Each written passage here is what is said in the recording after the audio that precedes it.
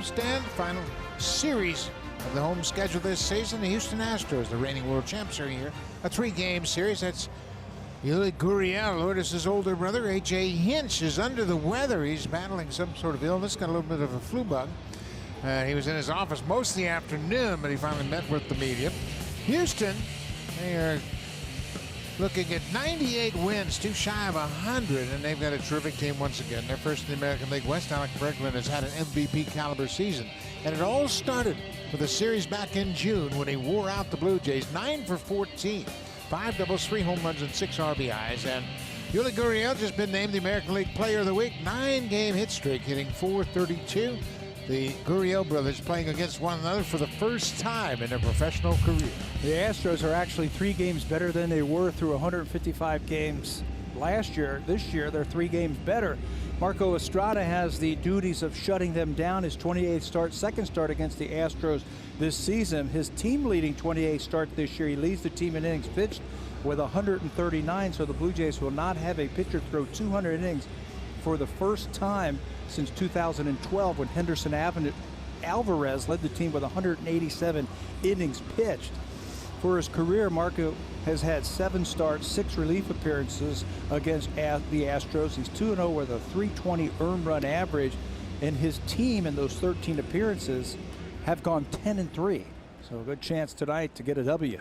Taking a look at the defense for the Blue Jays. Jonathan Davis gets another start in left field. Pilar's in center, and Grichuk is in right. And over at third base, Aledmus Diaz has been terrific at the hot corner. He really has. Just his 27th start at third base this season. That's the second most, though, on the team behind Yornever Solarte. He's getting better and better. He was telling me today, he says that ball gets down on you quickly, especially from right-handers. They really yank that ball down there, so you got to be on your toes. Here's the first pitch of the game. It's ripped into the alley by George Springer. That's going to go all the way to the wall. He's around first, headed for second, and he'll cruise in there with a leadoff double. Springer with a quick start, jumps on that first pitch he sees. That's his 26th double of the season.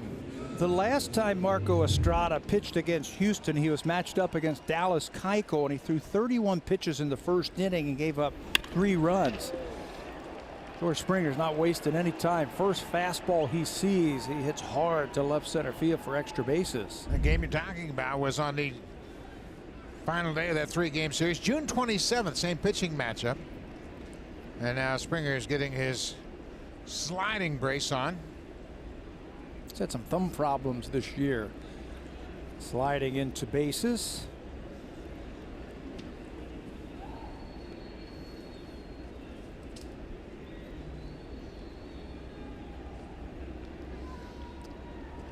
Here's Jose Altuve. He goes after the first pitch and hits a high fly ball. Springer's going back to second to tag. Davis uncorks a strong throw right to the cutoff man to keep Springer at second base. Jonathan Davis set up perfectly under that fly ball. He does a lot of things correctly, fundamentally right when he is out on the field. An excellent defender, gets another start in the outfield today. He had an idea that Springer might try and tag up, and look how he gets behind him. He's got his momentum coming in, and that's just going to help his throw a little bit. Get a little something extra on that throw.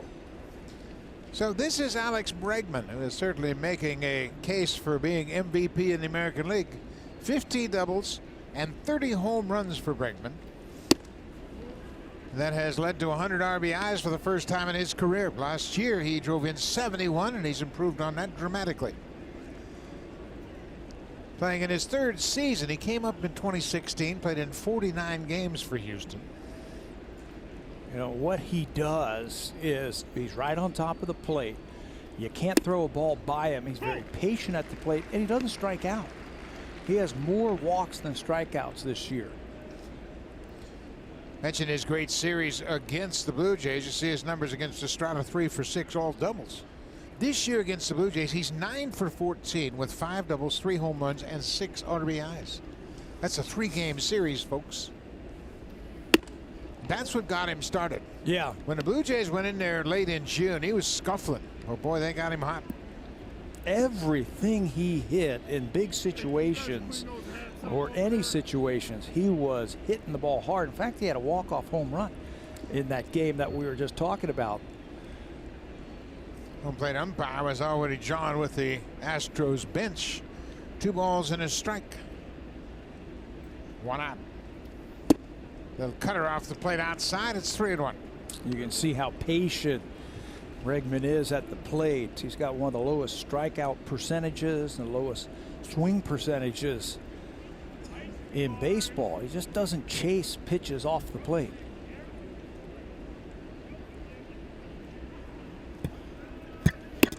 There's a great changeup. Now it's 3-2.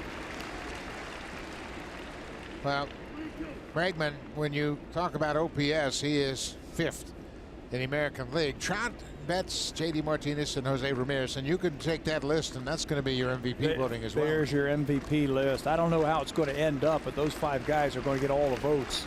On base plus slugging. 3-2 pitch, curveball, strike 3 call. Bregman thought it was hot. Estrada dropped the hook on him for the 2nd out of the inning. So now here we have Yuli Gurriel, the older brother of the Blue Jays shortstop Lourdes Gurriel. First time they have played in a game against one another.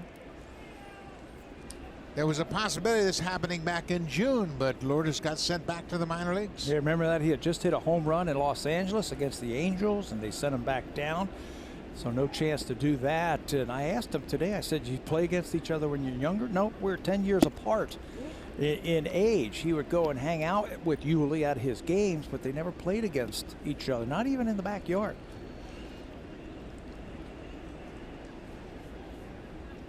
Wouldn't it be nice if he robs him of a hit? I was thinking the same thing. Hit a hot shot, let him backhand it and throw him out. Yuli very proud of Lourdes. I spoke to Yuli last year at the World Series and asked him about his younger brother. He said he's going to be a better hitter than me.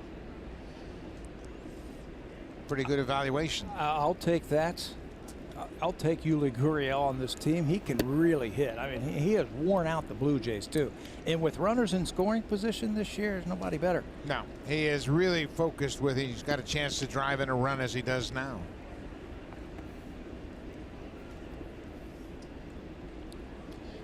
With 2 outs, he's hitting .404 with a runner in scoring position.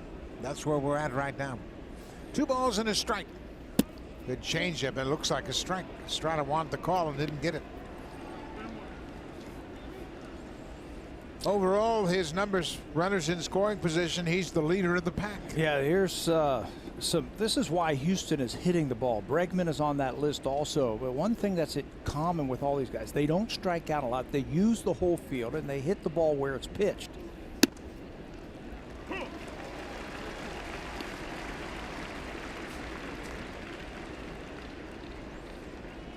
Evan Gattis is on deck. Estrada would like to leave Gattis standing right there. 3-2, 2 outs. Springer at second. There he goes. Ball is hit off the end of the bat. Pillar's coming quickly. That's going to be in front of him for a base hit. And the Astros have a 1-0 lead and another hit for Yuli Gurriel with a runner in scoring position. Yeah, add another one. Another hit. That'll push that average up that started at .407 with runners in scoring position. He's been doing this against the Blue Jays for a couple of years now. Tough to strike out. It's a changeup out over the plate, and I think Springer picked up on that, so he took off with 2 outs and scores easily. So Gurriel has given the Astros a 1-0 lead.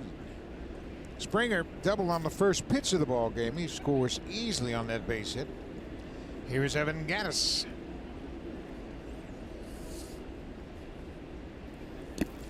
Ball in the dirt. Gattis went 3 for 3 with a couple of RBIs yesterday.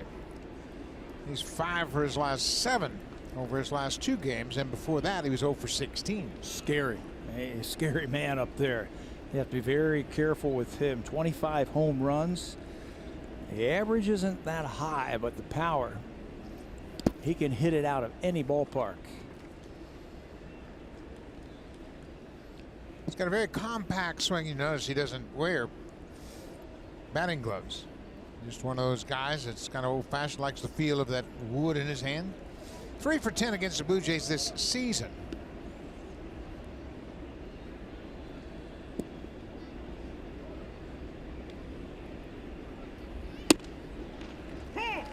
Gaddis had a 2-run double against Estrada in the first inning, the first time these two met back on the 27th of June. Houston scored 3 runs on 2 hits in that ball game. And again, it was the same pitching matchup, Estrada against Keuchel. An error opened up that inning to help them score those runs. Gurriel was running on the pitch. It's fouled out of play. Gurriel doesn't run a lot. He's 5 for 6. He picks his spots very well. Maybe he just want to go down and say hi to his brother. Or let his brother tag him out on the throw down there, right? It's a team, the Astros, they can really hit. They've got some power. They're very patient at the plate. Dallas Keuchel trying to get back in the win count. There's a high fly ball. Jonathan Davis has a beat on it. Over near the foul line, he is there, and Gaddis is retired. But Houston gets a double and an RBI single from Yuli Gurriel. They take an early 1-0 lead.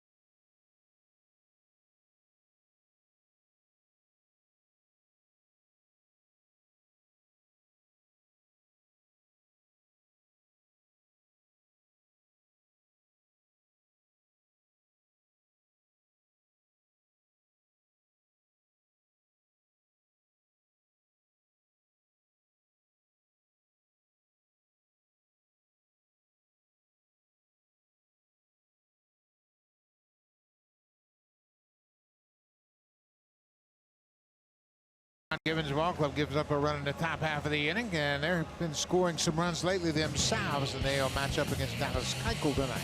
Blue Jays 71 and 85. Jonathan Davis top of the order, then Lourdes Gurriel right behind him. He's been swinging the bat very well of late. 303 over his last 8 games with 3 home runs, including home runs in 3 consecutive at-bats. And Luke Maile done a terrific job this season with the bat. He's hitting .249, and over his last 7 games, he's 8 for his last 19. They will face the 2-time All-Star, set to make his 32nd start of the season. This is Dallas Keuchel. He lost his 11th game of the season last time out. They were beat by the Mariners 9-0. He is inching closer to 200 innings. Opponents hitting .258 against the left-hander. And his K rate is 17.4. This is his second start against the Blue Jays and 6th of his career. Jonathan Davis, the left fielder, takes the first pitch down the stairs. Davis 2 for 12 since coming up from the minor leagues.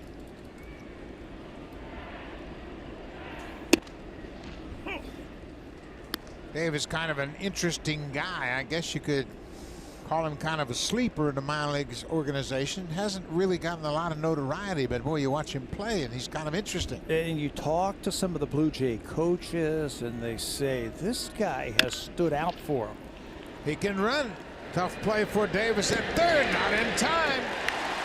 Another hit for Jonathan Davis. J.D. Davis, the third baseman, he was playing kind of deep, and it was a little chopper off home plate. You're going to get a lot of ground balls when Dallas Keuchel is pitching, and when you've got a guy who can run like this, you can't play that deep. You got to shorten up on the infield, and Davis had to come a long way and too far. He was just too deep. Look how far he had to come and then fire across the field. And if you've got a runner who can run like J.D. Davis, he's going to beat that out. For an infield hit. Davis now even with the bag at third for Lourdes Gurriel Jr. Keuchel's very quick to the plate. He's tough to get a jump on. You mentioned he's a 2-time All-Star. He's a 3-time Gold Glove winner. That's right. He has not made an error in his 32 starts this year. 40 total chances, hasn't made an error.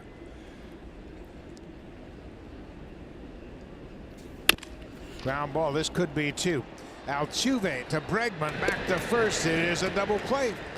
Keuchel will throw you a ton of ground balls, and Altuve starts the double play. Bregman playing it short. He's got the second best ground ball rate in the American League. Yeah, he's going to get tons of ground balls. It looked like Lourdes was trying to shoot the ball the other way to try and hit it through that hole and get a base hit, but he just couldn't get it deep enough. And the Astros are going to turn their 105th double play of the season. Well, they got a good defense. Normally their shortstop is Carlos Correa. He's been dinged up this year. Bregman is their normal third baseman. Altuve playing in the shift against Smoke. There you see three men on the left side of second base. Gurriel, the lone defender, over at first.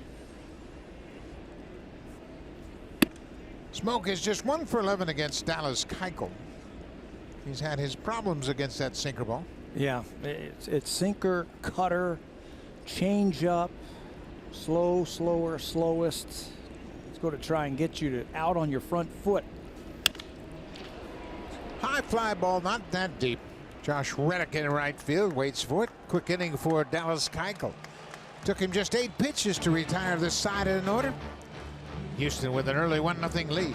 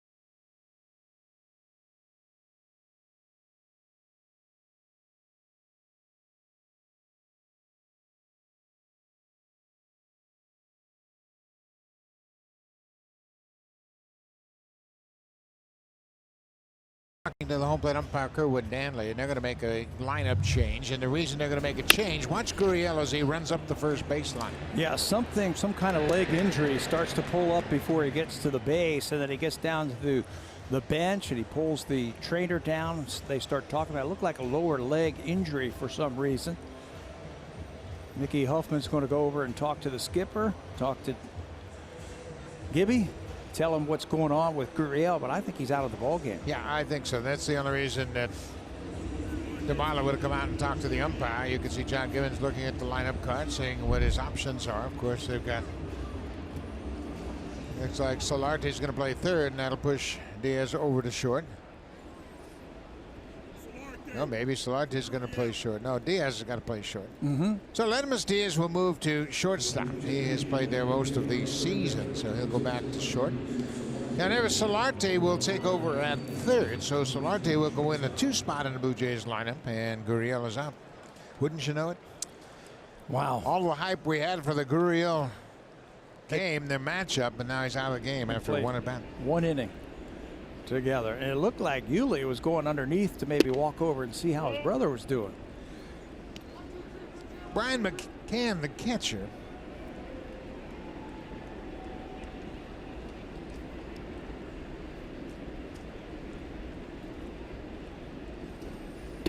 Change up. Marco Estrada, in fact, he may be making his last start in a Blue Jay uniform on this mound. He's a free agent at the end of the year. Blue Jays will finish up their home schedule with this 3-game series. Marco Estrada's had a phenomenal career here with the Blue Jays. You can see the defense for Brian McCann shifted around to right. Yeah, he likes to yank everything, trying to pull everything that Estrada has to offer. Luke Maley was telling me today, says these Houston Astro teams, these hitters, crush a lot of off-speed pitch in the middle of the plate. If you throw a strike with an off-speed pitch, they can hammer it. I said, well, how does that affect Marco? He said it shouldn't affect him because his changeup is so good. But they got to use the fastball and they got to use the cutter.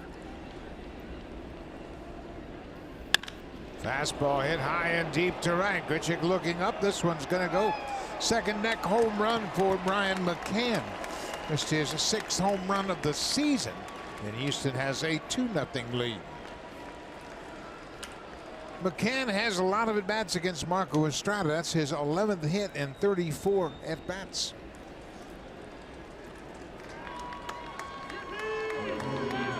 They picked up Martin Maldonado when McCann was on the disabled list. They actually have 3 really good catchers in McCann, Maldonado, and Gaddis, who is a catcher. That was a fastball right there for him.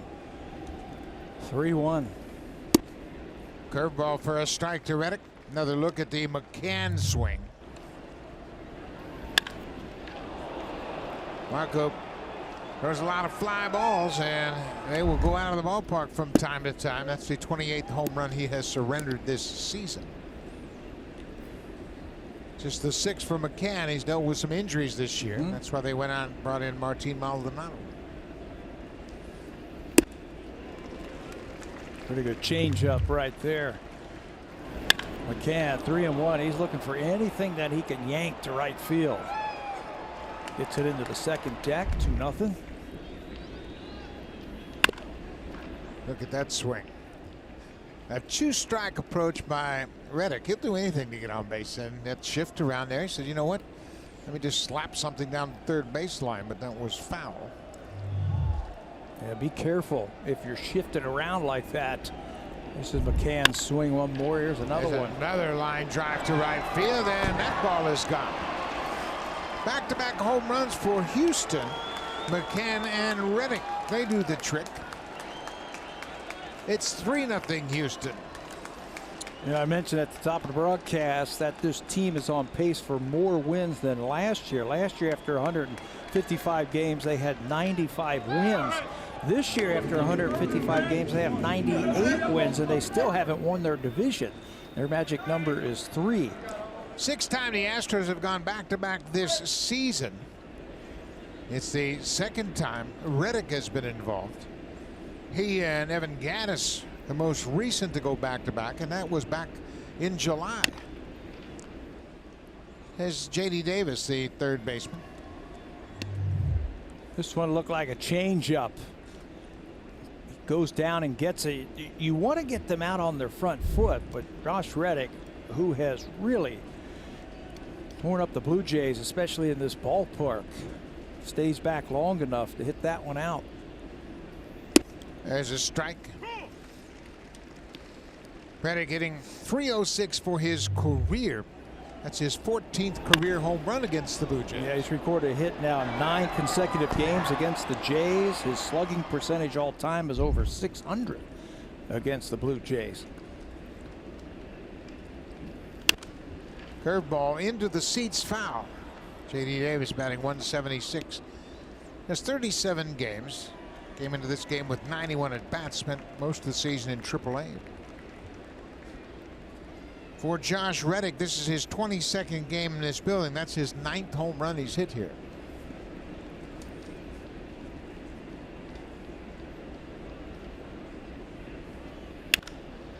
High fly ball to left field. No problem for Jonathan Davis. He is there, and J.D. Davis is retired. First out of the inning.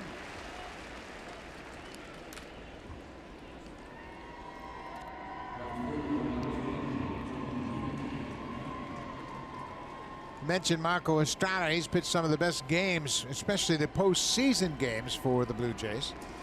In 2015 and 2016, his combined opponent's batting average was .203 for both of those years. He was terrific. A lot of soft contact, a lot of lazy fly balls. He had some games where he pitched no-nos late into the ball game, 7th, 8th inning, no hitters. This is Tony Kemp, the left fielder. The fastball beats him upstairs. Marco Estrada in 2015 and 2016 went 22 and 17 with a .330 earned run average. He did a good job of keeping the base runners off. He had a whip just over 1 for those 2 seasons. I mean, it was a pleasure to watch him, how he, with a 90-mile-an-hour fastball and a changeup, a little cutter and a curveball, he just had guys, they just couldn't hit anything hard. A lot of soft contact against him. The last couple of years, he's dealt with an assortment of injuries, mostly his back issues. The fly ball not very deep. Pilar running in. He calls for it. Center fielder is there, and he'll make the catch. When you go back to look at Estrada in his heyday here with the Blue Jays, and you look at his opponent's batting average for those 2 seasons combined, he's ahead of some pretty impressive starters. Yeah, Cy Young Award winners and MVP type players like Justin Verlander, Marco was better. Corey Kluber, he's better than that Cy Young Award winner. And Masahiro Tanaka, 229 is good, but Marco is even better at 203. That's for 2 seasons. There's another lazy fly ball to center field off the bat of George Springer. He's seen 2 pitches. He's doubled and popped out. But the Astros get back-to-back home runs from McCann and Reddick and take a 3-0 lead.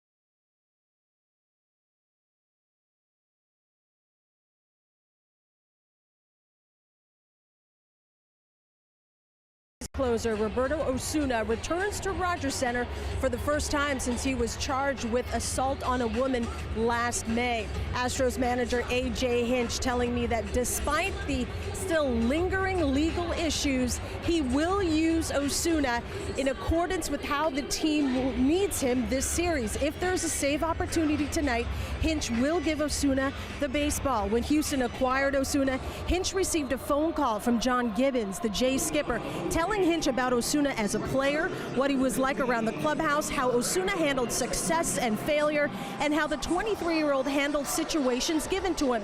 Gibby, according to Hinch, was spot on. Hinch said from his observation, Osuna as an Astro, quote, has been good on and off the field. He's integrated onto our team as well as I expected. Hinch crediting the Houston organization, particularly the veterans, for helping keep the status quo as far as their culture in the clubhouse, Buck, with everything surrounding Osuna. He said everything is fine just the way it is. Well, the Houston Astros have a very veteran club, and you could see those 2 guys right there, Garrett Cole and Justin Verlander, and they're going to keep everything straight in that clubhouse. Then you factor in Brian McCann, and A.J. Hinch is a terrific leader in his own right, but the players in that clubhouse, they will make sure that everything stays intact. They don't want any distractions. They're looking to win a back-to-back World Series. Yeah, and it had a chance to explode, but they got on top of the situation right away. Before he even got to Houston, Roberto got there, they took care of it. He addressed the team. The players addressed their problems and their thoughts about the whole thing. It's over and done with. Let's think about winning. There's a drive to right. This is trouble for the Houston Astros. It's up against the wall and over the wall. Brandon Grichuk, a ground rule double to start the second. That's another extra base hit for Randall. He's making that common night in and night out. I think to face Dallas Keuchel, you can't think about trying to pull him. He's going to throw that cutter away. He's going to throw that changeup away. And for right-handed batters, you got to think about going the other way if he throws it out there. That's what Grichuk does. He's rewarded with extra bases. The defense was playing him to pull, and he crossed him up by slicing that ball to right field. Yeah, you cannot try to pull Dallas Keuchel. He'll have you beating the ball into the ground. You'll be killing worms all night long. Kevin Pillar takes the first pitch strike. Pillar's hit well against Keuchel. He's 4 for 8 in his career against the lefty. And this is a situation that generally plays into his strength. Yeah. He knows he can't pull him. He's got to go the other way. I think you have to look for the ball away. And if he happens to throw the ball inside, just react to it.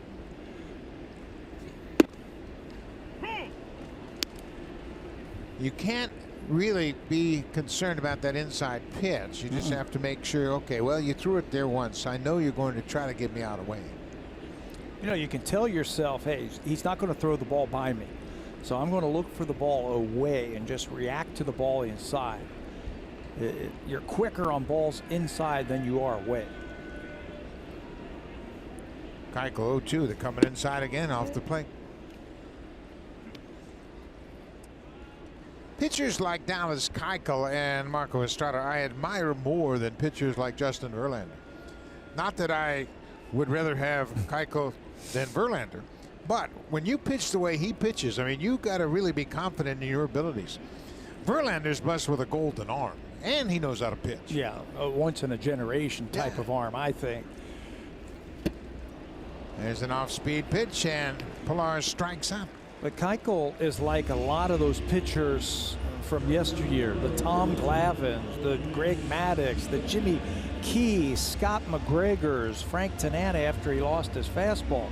You got to change speeds and you got to mix it up. And as a hitter, you just can't get too aggressive against him because he's going to use that aggressiveness against you. 1 out now for Aledmus Diaz. Diaz is 2 for 3 going up against Dallas Keuchel.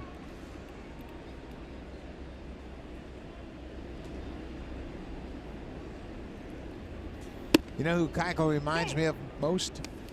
Randy Jones. Ah, yes, from the San Diego Padres back in the 70s. Yeah, Randy Jones was the same type of pitcher. In fact, he won a Cy Young Award in 1976. He was 22-14 for the Padres. Same type of pitcher exactly. Good fielder. Good fielder, good athlete, competes. Didn't throw hard, never threw 2 pitches in the same spot, one right after another. Jones led the National League in ERA in 75 with a 224 earned run average and won the Cy Young the next year. He was a 2-time All-Star. Same type of pitcher. Same type. Keuchel might even throw a little bit harder than Randy Jones. Got to use your defense. You got to have a good defense when you're a ground ball type of pitcher, and the Astros have a good defense. They've committed the fewest errors in the American League. Yeah, they take pride in their defense and they work hard at it, and A.J. Hinch sees to that. Aledmus Diaz 1-1 count, lays off that high pitch. You know, you talk about the Astros having a better record this year than they had last year, and they're doing it in a different fashion. This year, they're a much more dominant pitching team than they were last year. Doesn't hurt to have Verlander for a whole season and Garrett Cole. Garrett Cole. And I think they've got their bullpen figured out this year. 2-2 now. You can start in short series. Verlander, Cole, Morton. You got Keuchel. They got Lance McCullers back today. Yeah, and he's going to pitch in this series. He's been dealing with an elbow sprain. Hasn't pitched since the 4th of August. In a full count. McCullers, of course, was such a integral part of their World Series success last year. Pitching out of the bullpen. Did such a great job for them.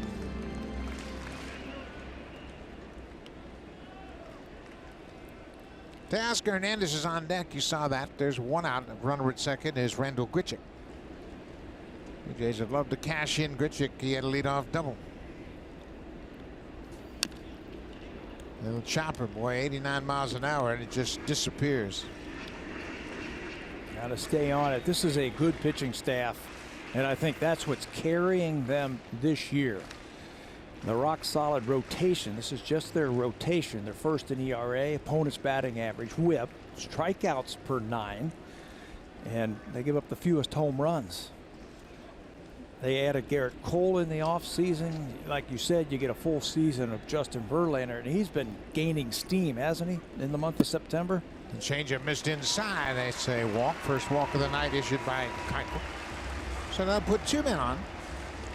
Yeah, Verlander's getting better with age. He has turned things around since coming to Houston. A last-minute deal, August 31st last year. And literally a last-minute deal. Yeah, last-second deal, from what we understand.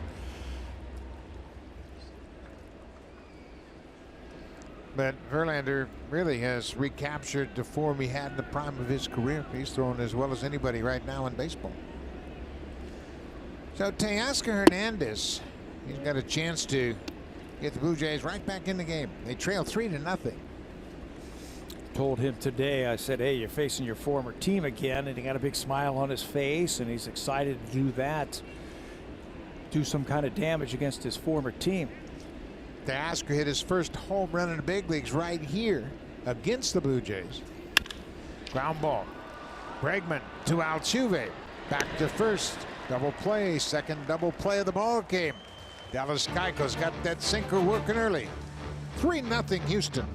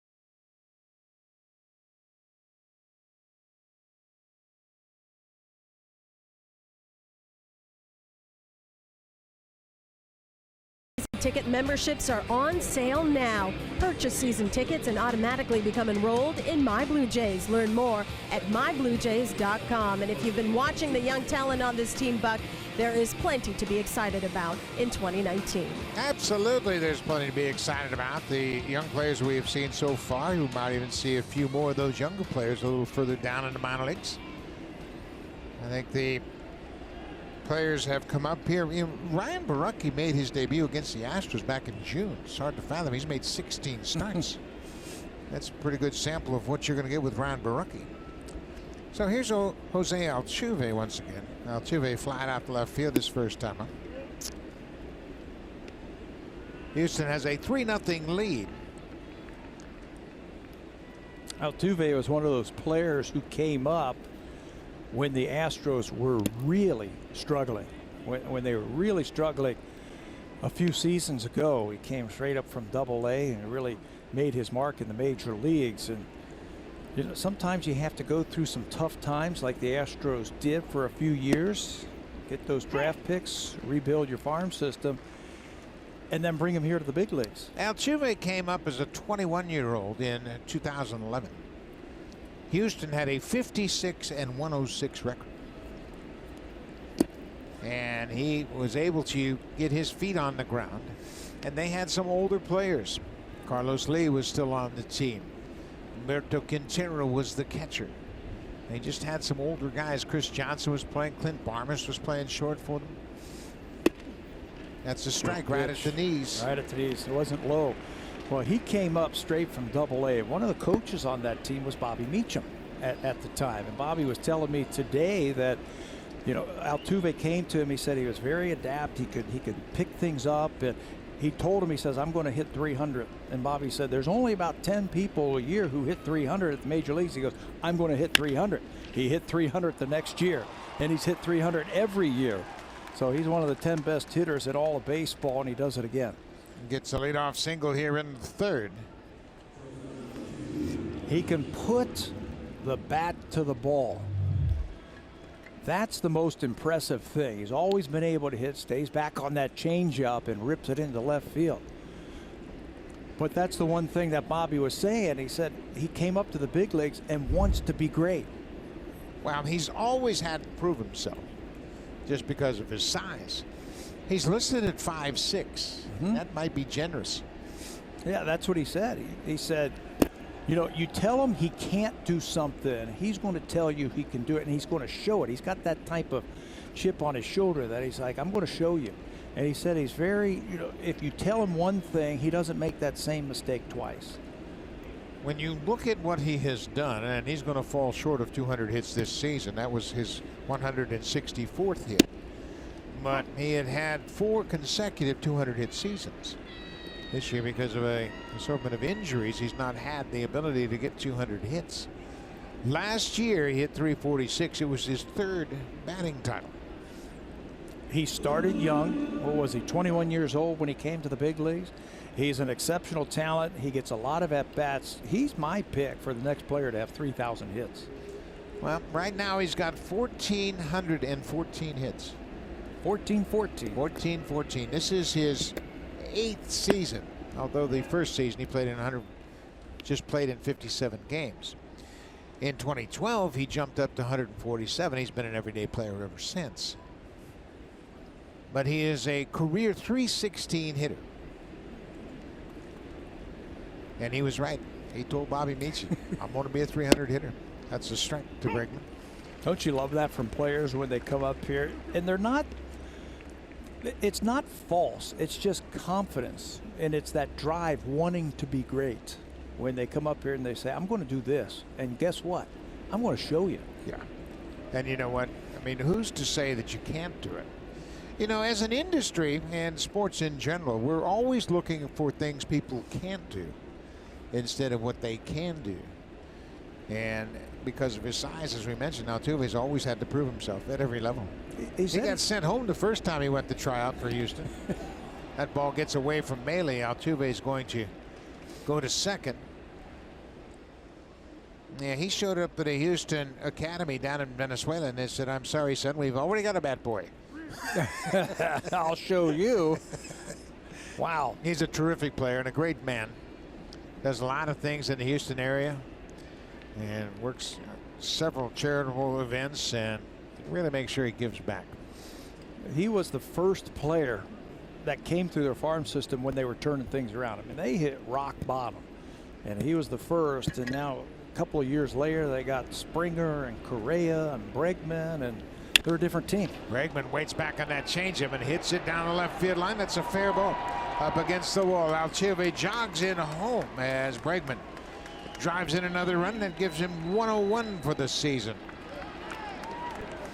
When you have a short swing, meaning that you don't have that long looping swing, you can wait a long time. Watch how long Bregman stays back, waits for that pitch to finally get there and gets enough wood on it to hit it down the left field line for extra bases.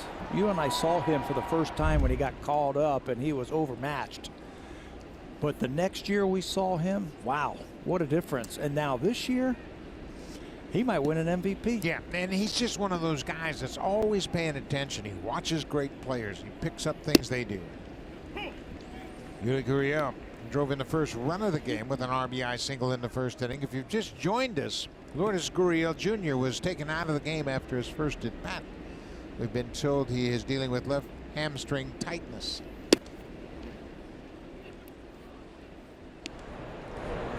McLeiter Jr. loosening up for the Blue Jays. Estrada has given up 4 runs on 6 hits. Nobody out here in the top of the 3rd.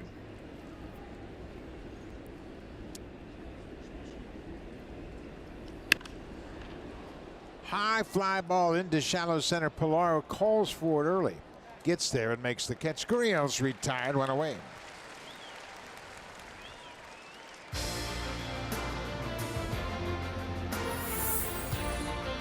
The 2018 Honda CR-V, where style and versatility come together.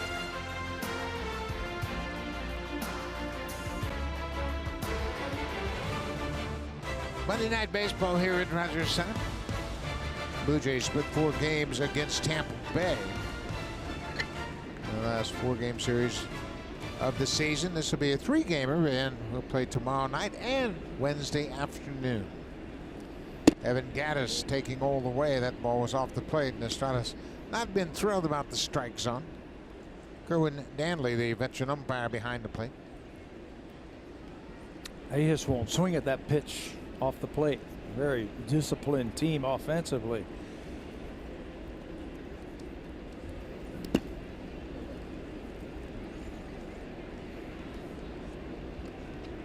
The Astros, as a team, we mentioned they have 98 wins. And they're trying to go back-to-back with World Series championships. They've hit .257 as a team this season. That's 3rd highest in the American League. Boston leads with a .267 average, and Tampa Bay, they've hit .260. There's a strike, 89 miles an hour with the fastball. It's 2-1 now. You know, we talked about their pitching and what that pitching does, especially when they go on the road. It helps them to win. Check out their road record. It's ridiculous. It's the best in baseball. Yeah, their road record is 52-22, 30 games over 500 on the road. But you know what? That's what you get when you have veteran players. They know how to prepare. They know they're not going to change their approach. Verlander, talking with Josh James, who will start the game tomorrow. They've been exchanging ideas when the Blue Jays are hitting.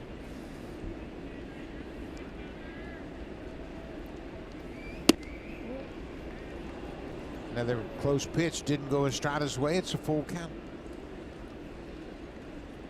He wanted that one, and so did his pitching coach, Pete Walker. They've got some power and they've got some good hitters, but they just don't feed on that pitch off the plate. It's close. Fastball is hammered but foul into that second neck. Boy, he's got a short stroke, doesn't he? Yeah, for a big man, he is strong. You know, he's like Bregman. He can wait a long time if he has to. He can wait a long time and then go get it. But he's strong. He's been productive in these situations with a batting average over 300.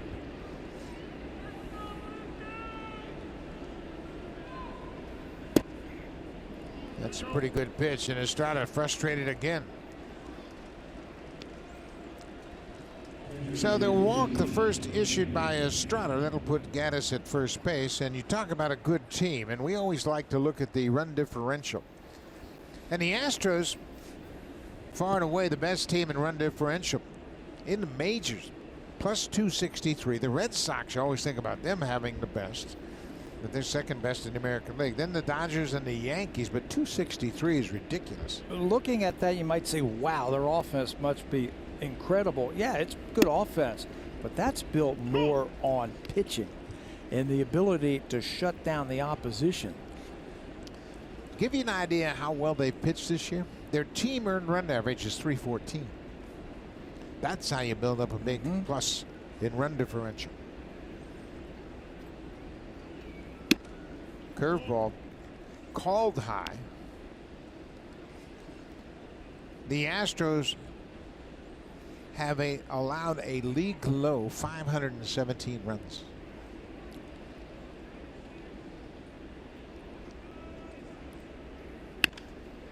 McCann hits a fly ball. Jonathan Davis racing over to the seats, and he runs out of room. He got there in plenty of time. It was just a couple of rows deep. Yeah, he needed one more row for that ball to come a little bit closer to him, and he was going to make a catch. He's got some speed. To give you an idea how dominant the Astros pitching has been, the Blue Jays have given up 300 more runs than the Astros. There you go. 300. 300. That's almost 2 a game. You know, we always talk about, well, you need to build up offense, build up offense. Well, last year they had a great offense. And this year their offense is down because Altuve's been injured, McCann's been out, Correa's been injured. But they have such dominant pitching, it hasn't made a difference. There's Correa, who's been dealing with the back issue, and that's why Bregman's been playing some short. Marwin Gonzalez has been playing some shortstop. I think this has something to do, Buck, about that runner at second base.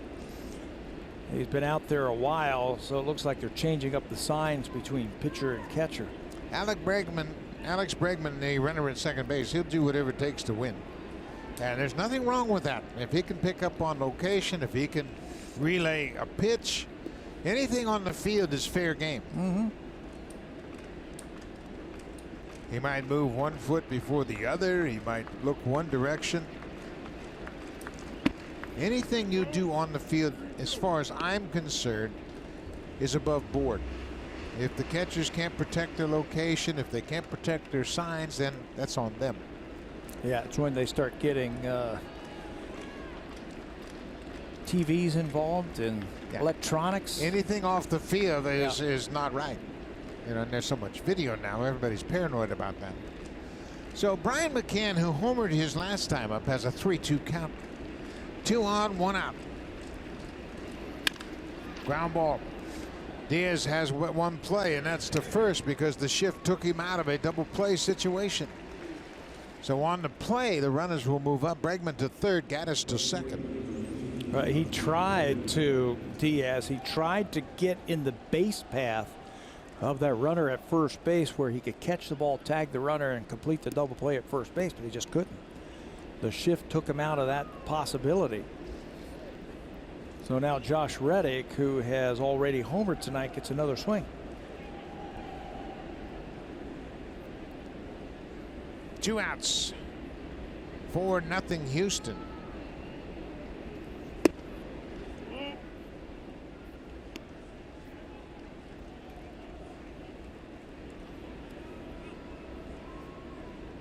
Estrada wants a different baseball.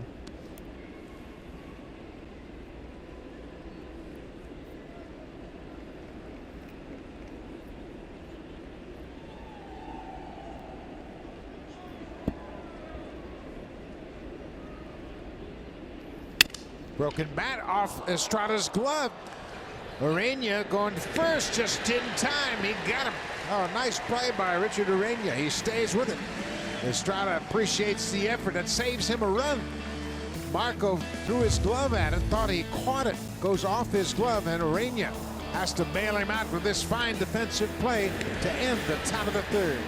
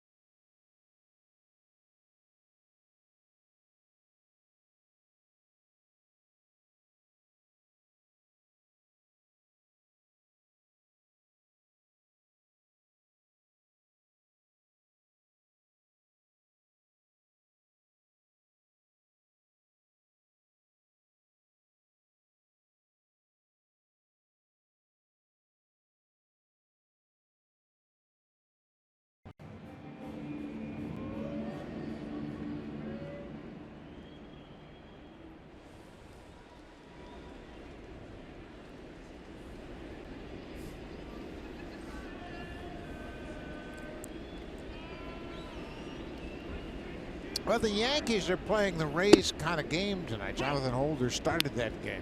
He's already out of the inning. He walked you in the first inning, and now they're deeper into their bullpen. It's bullpen versus bullpen. How about Didi Gregorius for the Yankees? Tough news. Initially, they said he was out for the season. Now they've kind of backed off of that and said they're going to wait a few days.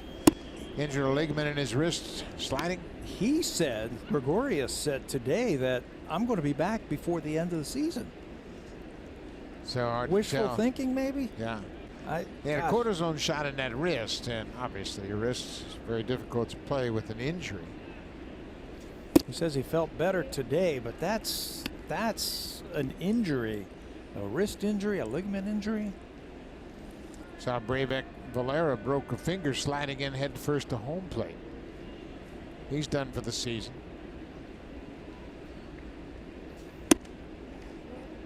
Train one to Luke Maile. Maile leading off the bottom of the third. Dallas Keuchel's been staked to a 4-0 lead. Blue Jays have a pair of hits. Popped up. Altuve heading out, calls for it. The second baseman is there. He makes the catch.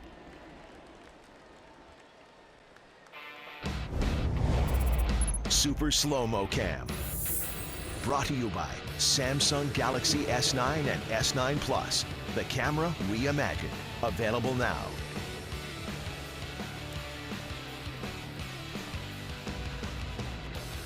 Richard Urania playing second base, getting a little more playing time lately. He is playing in his 35th game of the season. Done a nice job. Comes into this game batting .266 for the season. Blue Jays getting a longer look at Urania. He has played some shortstop. He has played a lot of second base, like you said, and he also came in and played some defense at third base the other day.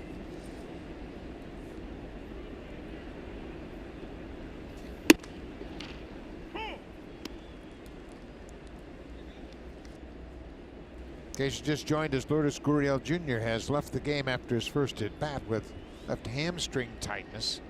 Everybody was looking forward to watching this 3-game series with the two brothers playing. Yuli and Lourdes at the bottom of the zone. Keuchel didn't get the call. Small strike zone tonight from the home plate umpire Kerwin Danley. Marco thought he had a couple of pitches right there, and Keuchel thought he got it a couple of pitches. The hitters are going to pick up on that, and those borderline pitches they're not going to swing at because they're going to get the call. Yeah, you have to go up there and be aware of the strike zone on any given night. It's going to change from time to time. And Keuchel, like Estrada, felt like Kerwin Danley's strike zone a little bit conservative early on. 2 balls and 2 strikes to the number 9 hitter.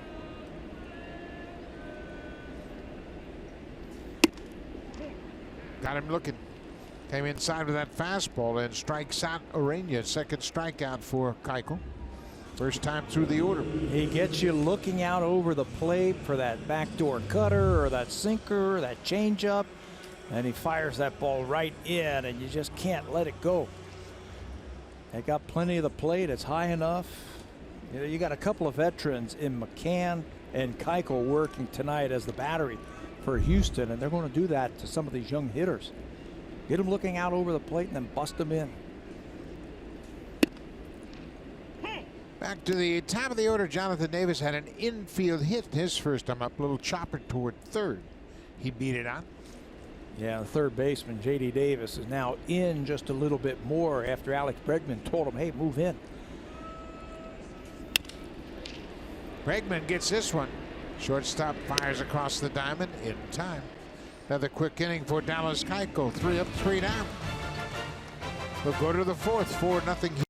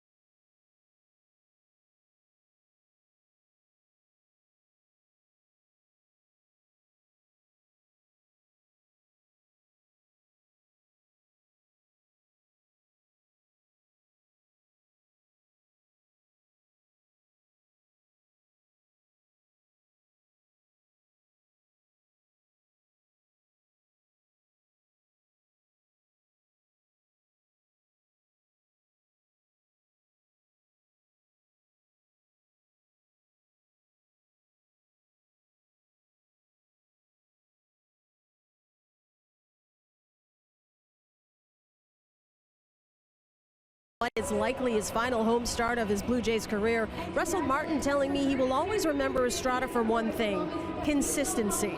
Every time he's out there on the mound, Martin said, we knew we were going to get a chance to win. He really reestablished himself as a very good major league pitcher after his stint with the Brewers. Martin said that Estrada's changeup is the best he has seen in the game in his 13 seasons. The only other guy who was remotely close was Trevor Hoffman, who Martin saw plenty of in his time in the National League West. Most guys who face tough pitchers will say it's an uncomfortable at-bat, but Martin telling me that he would describe hitters having faced Estrada as having, quote, comfortable 0 for 4 evenings. Martin said he hopes Jays fans remember the Estrada who helped the team in 2015 and 2016, not the one of this season, because without Estrada, the Jays, Buck, don't appear in back-to-back ALCS. No question about it, Hazel. And when he got to the ALCS, he pitched 2 of the best games in the postseason that I remember. Game 5 of the ALCS in 2015 against Kansas City. After Kansas City had put up, 14 runs the night before? Marco shut him out, and he just shut him down totally. Gave up a home run to Sal Perez in the 8th inning, and that was the only run they scored. And then again, he had a similar type of impact in game 1. Pitched a great game against Cleveland, lost that one on Lindor's 2-run home run, the only runs of the game. Didn't the Blue Jays lose the first 2 games of Texas in 15 right here and have to go down to Texas? Who pitched that game? Yeah, he pitched that game, and that's the one he really stepped up in that division series. That was game 3. After they lost the first 2 games, a do-or-die game. 6 1/3, 1 run on 5 hits, no walks, and 4 strikeouts. He was so dominant. And you know what? He pitched in a big atmosphere. He got a chance to open up the ALCS against Kansas City, and he took a loss in that game, but bounced back with a big effort in game 5 to send the series to Kansas City. You heard Hazel talking about Marco, that Russell was talking about a lot of comfortable 0 for 4s against Marco. You ever have a comfortable 0 for 4? For years. For years. Scotty McGregor, Mike Flanagan, Jeff Zahn. I could go on and on. Comfortable 0 for. I couldn't wait to get up there and hit him, but I could never hit him. Scotty McGregor was like that. We were talking the other day in Baltimore about that. When he was there, yeah. Comfortable 0-fers? Comfortable 0 for. You always feel like you're going to get a hit. You go back to the guy and said, I'm going to get that guy next time. Oh, I made it comfortable for a lot of pitchers. They were in a rocket chair getting me out, but that's so I'm true. I'm going to get you next time. And you never do. Nope.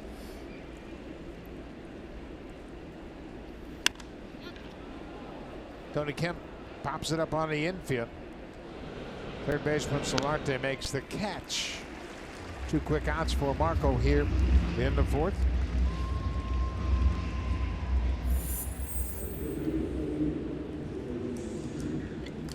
Solarte did not start the game. He took over and moved to third base after Gurriel came out of the game. Starting third baseman Diaz moved to shortstop. Think Springer will take a pitch here? No. He's seen 2 pitches and has a double and a pop out. It wasn't close enough for him to swing. I like that attitude when you're hitting. I don't think you can go up there and say, okay, I'm going to work for a walk here. I think you have to be aggressive, and your mind will tell your hands not to swing. And that's a lot quicker than trying to guess. Ball and a strike. You know, a lot of hitters talk about swing until you don't. You know, I'm swinging until I decide not to, instead of, well, I don't know if I'm going to swing until I decide to swing, and that's too late. That's too late. Then you're in an emergency hack situation. That's off the end of the bat. Diaz has it. Nice inning for Marco. A bounce back, 3 up, 3 down inning. Couple of ground outs and a pop out. Blue Jays need some offense. Solarte smoking Grichuk.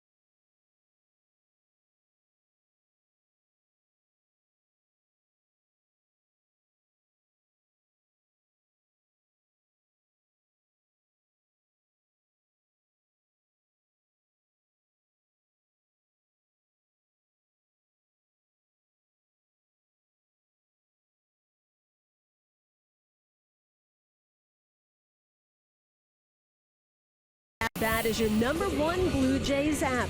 Customize your experience to catch every moment this season. Get Blue Jays home screen icons and features such as the MLB TV Game of the Day, pitch tracking, in-game highlights, live radio broadcasts, stats, news, and more.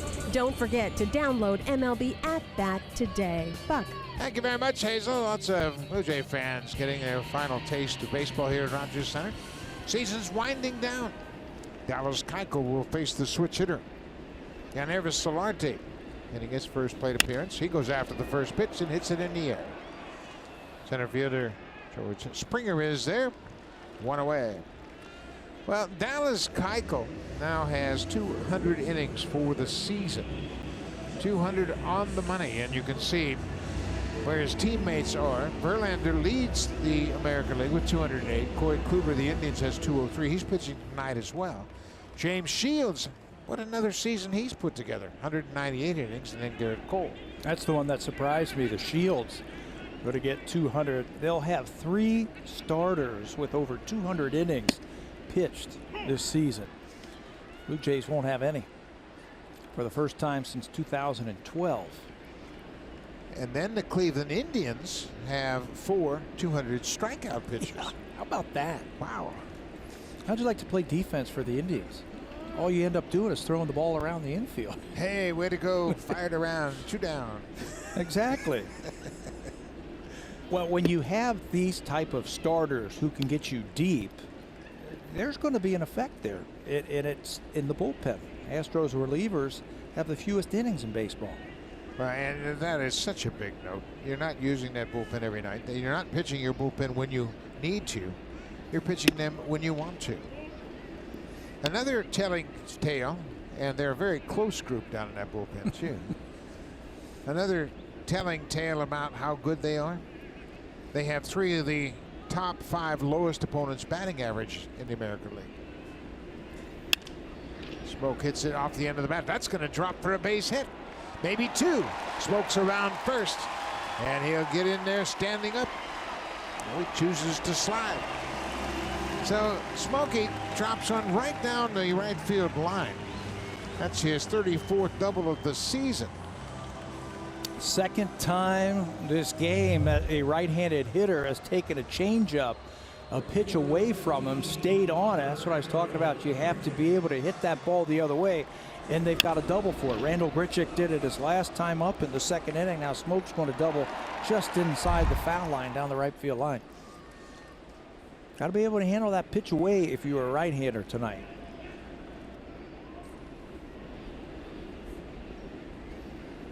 So you mentioned Randall Grichuk hit a ground rule double his first time up and goes after the first pitch and pops it up on the infield. J.D. Davis makes a catch in fair territory. 2 away.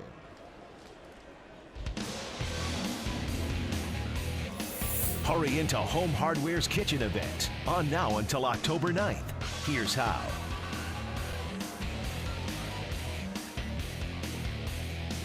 Roof is closed here at Rogers Center tonight. It's cool outside.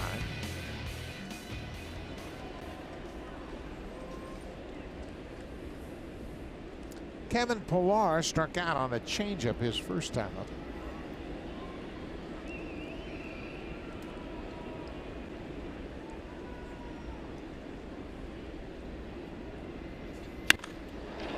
Fly ball, get up, ball, get out of here, ball. This one's gonna go. 2-run home run for Kevin Pillar.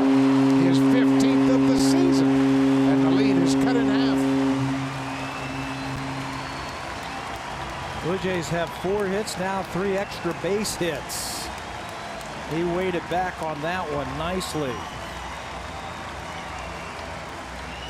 Against a pitcher like Dallas Keuchel, you got to make that ball come to you. You can't go out there and get it. Make him come to you. Pillar does, and that is home run number 15 on the season.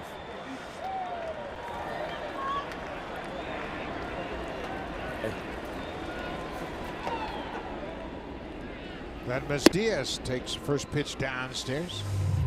Watch how this ball gets to him. He doesn't go out and get it. He comes, lets that ball come to him, and he smokes that ball to left field. Good piece of hitting there.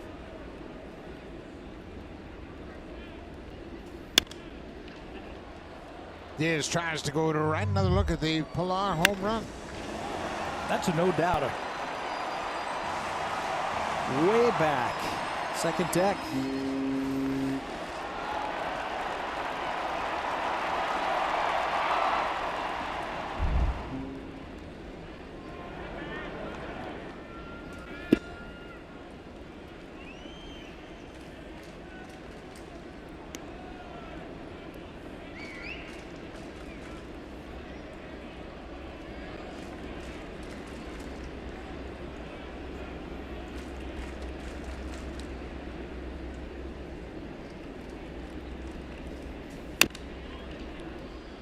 Beat that one right into the ground. It's 2-2 now. 90-mile-an-hour sinker.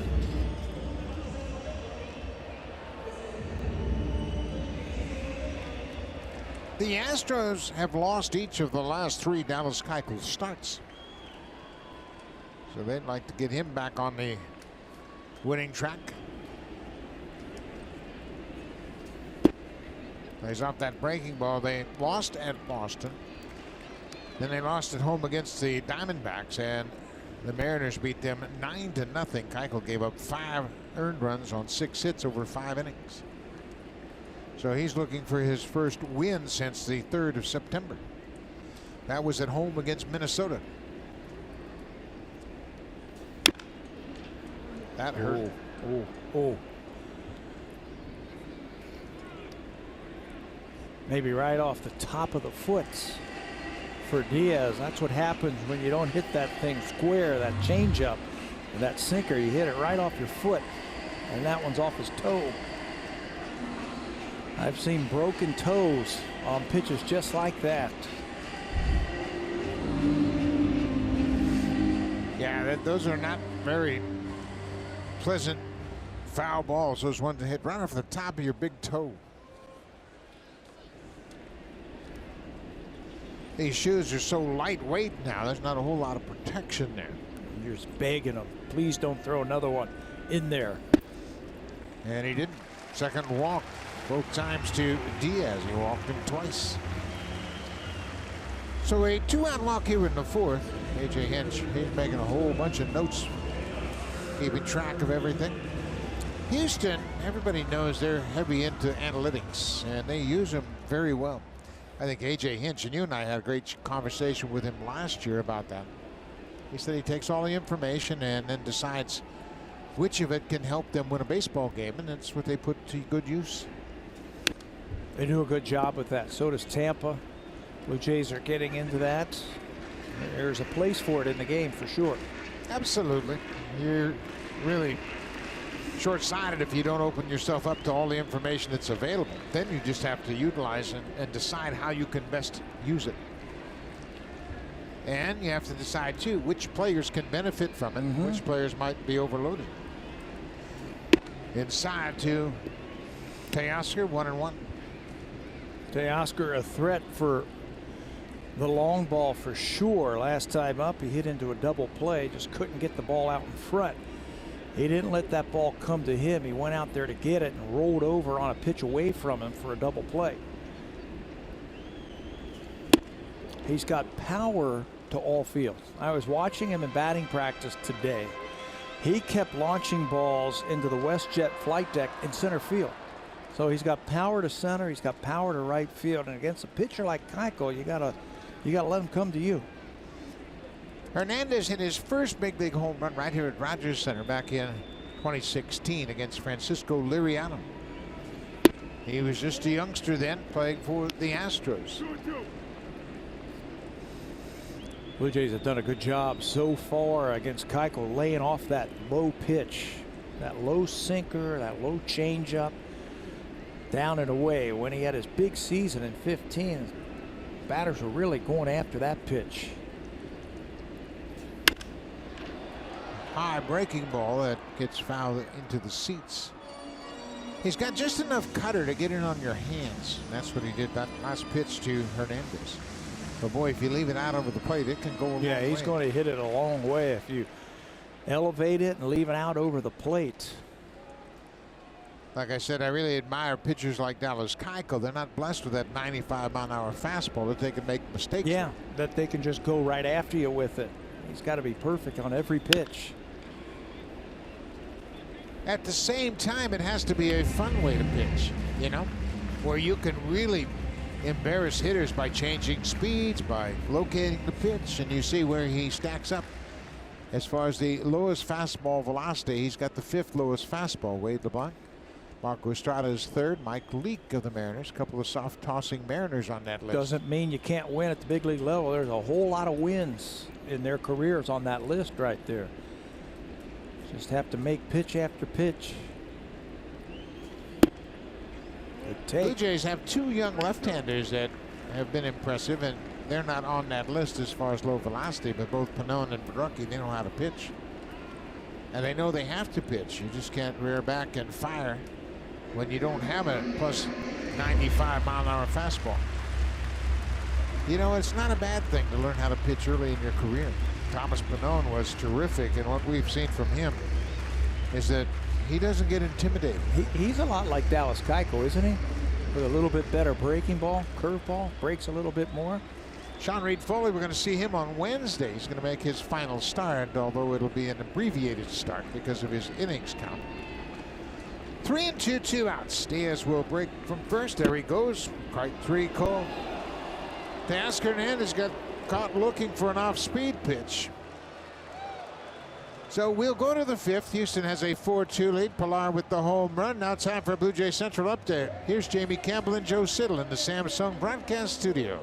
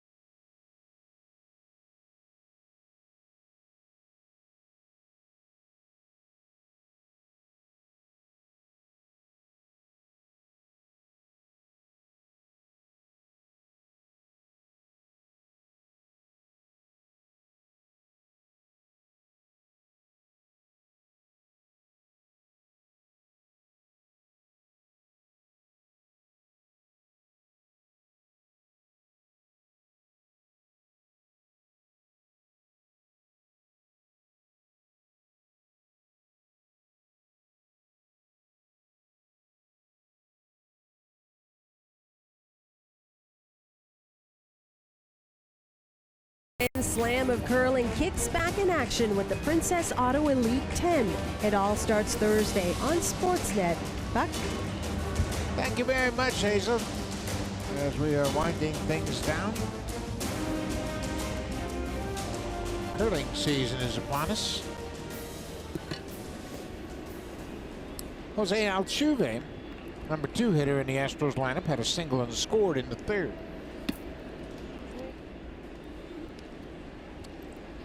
You know, I think this is the beauty of baseball. We've talked about this in the past. Jose Altuve is listed at 5'6".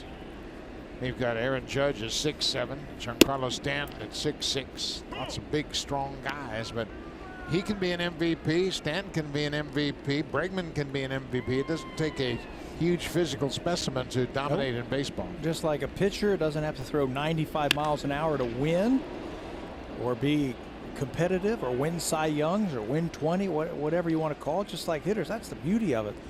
Joe Morgan was about his size, wasn't he? And he's in the Hall of Fame. Great second baseman with power. Alex Bregman, he is not much bigger, but boy, he packs a lot of thunder in that bat, just like Altuve. Off the glove of Solarte. That should go as a base hit. Second hit for Altuve. Let's check in with Jamie Campbell.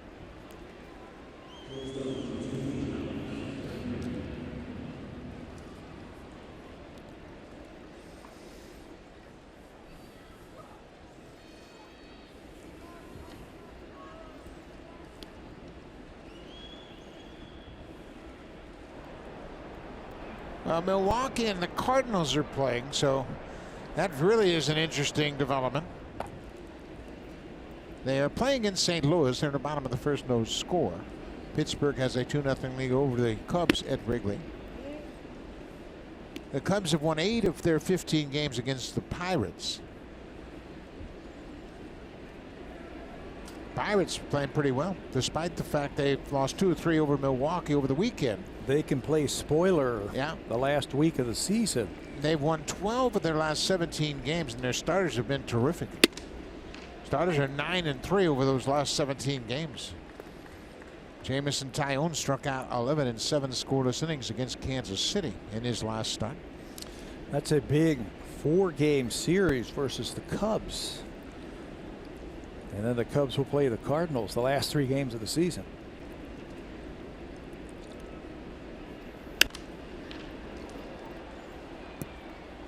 High fly ball, Gitchick moving under it, and Bregman's retired.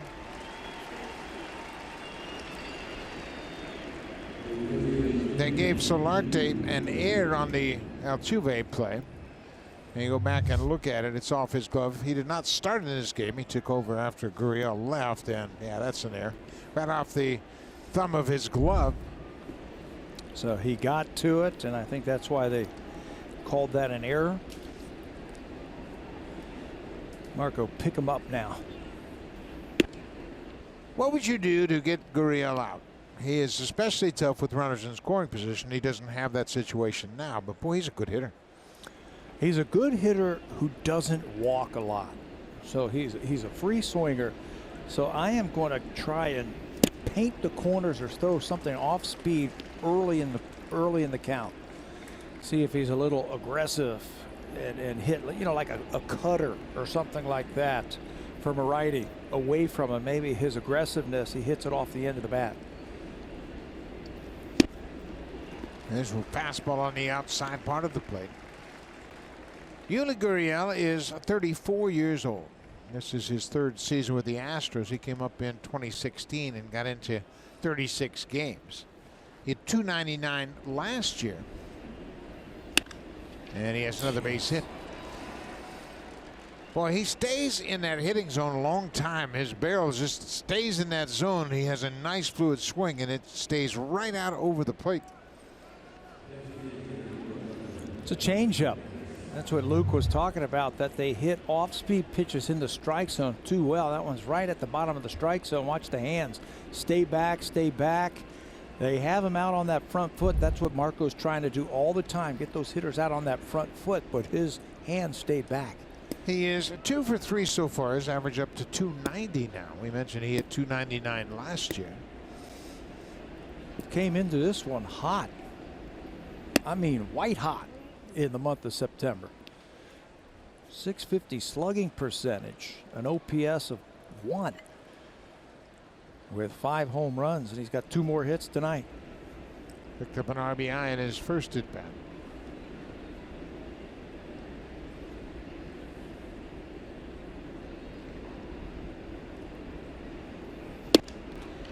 There's a good changeup as Gaddis was a little bit out in front. Altuve's at second. He reached on the air by Solarte. Bregman flied out to right, and now Gurriel has singled. First and second.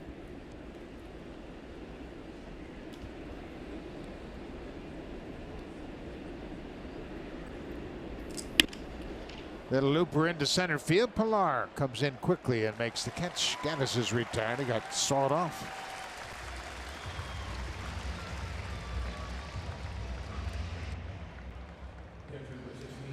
Estrada had a 1-2-3 inning in the 4th, and that's going to be it. Marco has thrown 93 pitches.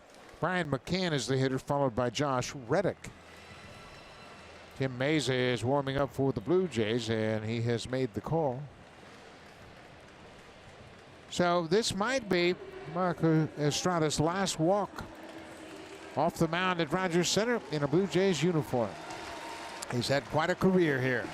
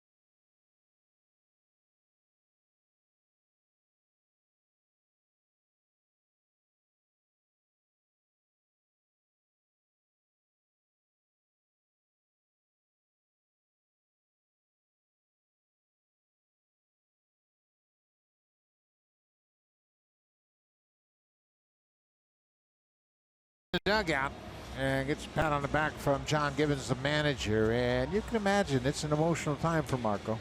Going to be a free agent at the end of the year. He's pitched a lot here in this ballpark, and he acknowledges the fans. They have treated him well, and he has done the same. Yeah, classy move, recognizing the fans. They gave him a standing ovation as he left, possibly for the final time. So his night is over. Tim Mesa will take over with 2 outs here in the 5th inning. Mesa has been great lately. The last time he was scored upon was August the 19th at New York. He last worked 4 days ago, so he's well rested. His slider's been outstanding. Brian McCann shoots one into the seats. McCann had a solo home run off Estrada back in the 2nd.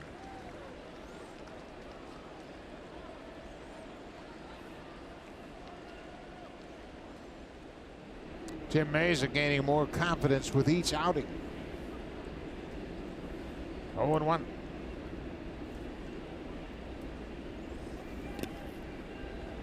Hard slider in the dirt. Slider's picked up velocity. They throw it 88, 89 miles an hour, and it's got tight spin. Yeah, and breaks a lot, and he's throwing it where he needs to. That was 14 outings ago where he gave up a run. That was the last time versus the Yankees. Since then, he hasn't given up anything.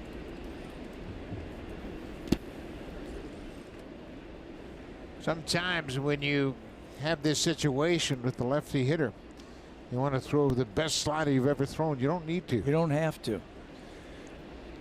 Just throw it in a good part of the strike zone and you will. He says it's 2-seamer. He's been throwing a few more of those lately. He says that has helped him out to get ahead early. Bouncing ball, that'll take Diaz right to the bag. The inning is over. Mesa does a good job. He strands the 2 inherited base runners. Marco Estrada appreciative of that effort. Blue Jays still down by 2.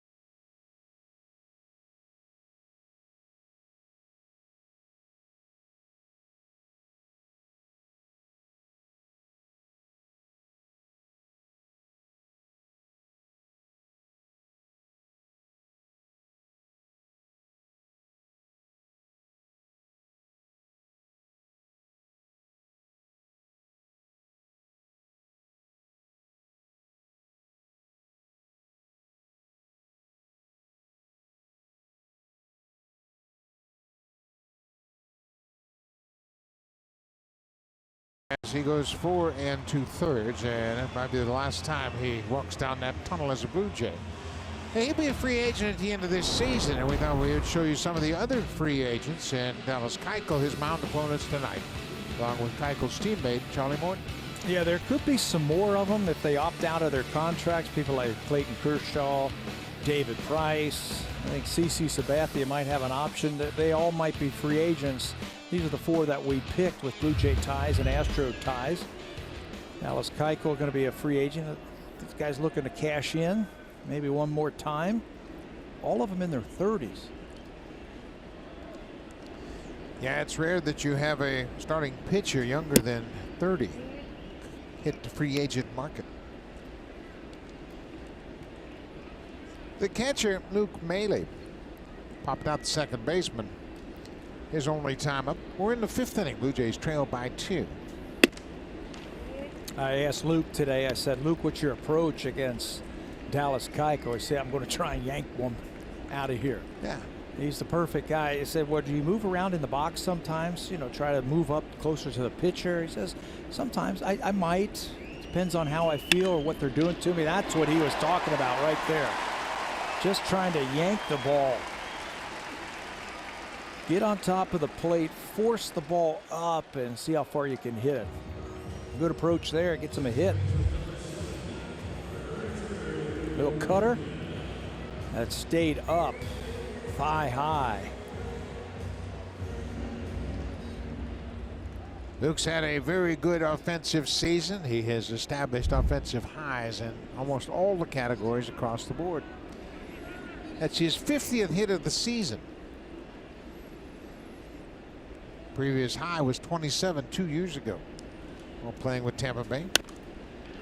Pitcher to Urania. He got caught looking at a fastball from Keuchel his first time up. One of 3 strikeouts for the lefty. Was he late on that swing, or do you think he was trying to shoot the ball to right field? I hope he was trying to shoot the ball to right field. Yeah, me too, and I think he was. His approach looked like he was trying to hit that hole on the right side. You got Gurriel holding the runner on at first. Altuve creeping towards second. Little chopper up third base line. J.D. Davis throws wild. That'll be an error. Urania hustling towards second, and now Reddick missed the ball. So the Blue Jays have runners at second and third and nobody out.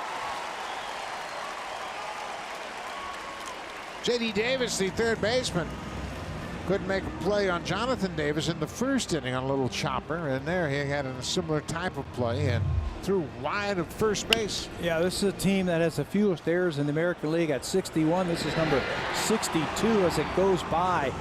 The first baseman backed up by Reddick, and Josh had some thoughts of maybe grabbing that with the bare hand and trying to make a play at second base. Bregman is their normal third baseman. He is playing shortstop today with Correa out, and Urania is going to take advantage of it by chopping that ball to third base. Second and third, nobody out. Blue Jays have a chance. Chance to do something now as they turn the lineup over. Top of the order. Jonathan Davis is 1 for 2.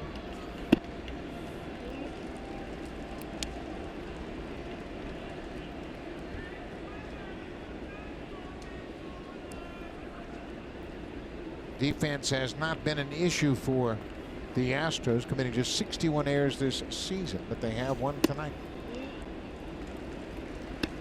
Carlos Correa, the regular shortstop, has been dinged up. He's got back issues, got some oblique problems, and he just hasn't been healthy enough to really play consistently. He's one of the best in the game. Yeah, their left side of the infield is good and young, but with him out now, they've had to make some changes. Good take by Jonathan Davis, 3-0. I've been impressed with the Blue Jays with a game plan against Keuchel tonight. It's like they've told themselves, we are not going to swing at that pitch that's down. Got to lay off it. We're going to try and make him come up into the strike zone for us. 4 straight balls. Third walk of the ball game, and that'll load the bases with nobody out.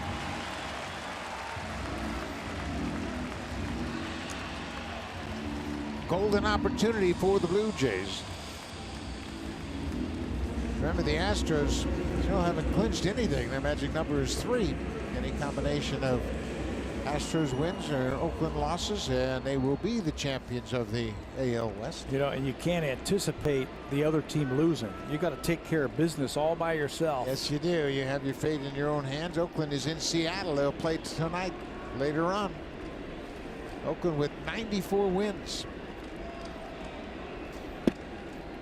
Solarte takes one inside. Can't get over anxious now. He swung at the first pitch his first time up and flied out to center field. Now he's got to make him come to him. The infield is halfway. Ground ball to third base. Wherever the ball takes him, he's going to decide what he's going to do with the ball.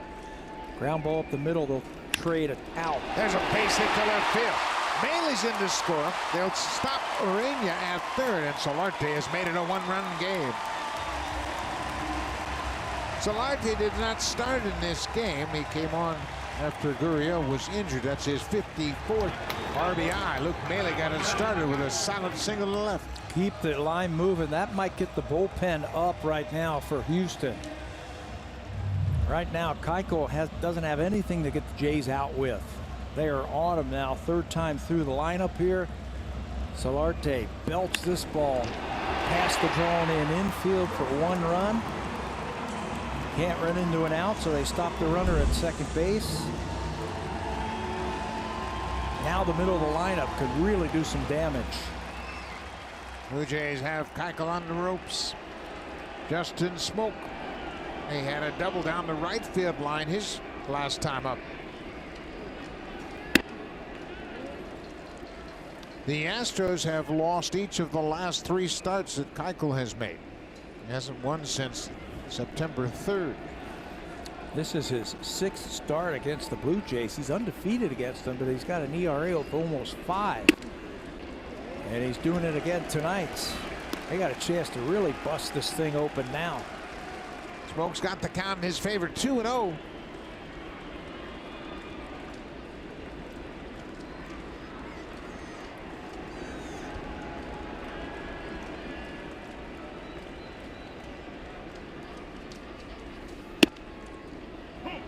There's a strike. A run in here in the bottom of the 5th. The Blue Jays have hit 4 grand slams, and Smoke has 2 of them. Luke Maley started it off with a leadoff single. The hits are even at 7 apiece. Each club has committed an error.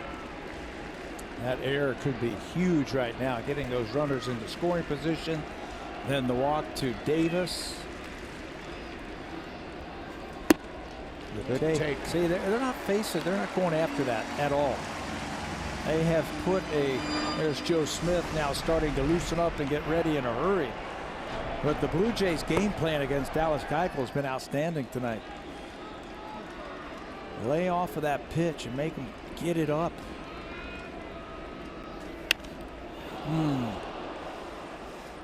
Like to have that one back. He had one to hit, didn't he? Well, the run in, Richard Urania had an infield single. He's at third. Jonathan Davis walked. He's at second. And there was Solarte had an RBI single. He's at third. Bases loaded for Justin Smoke.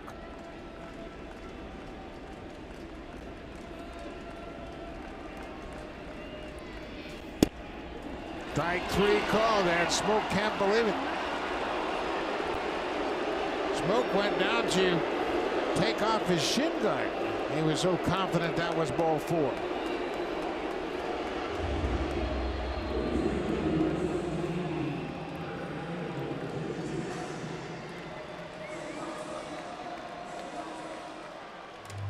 Take a look at this last pitch.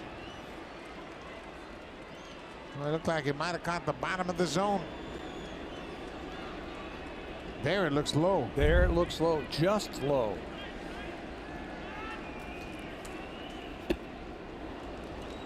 And Grichuk goes after the first pitch. Another look.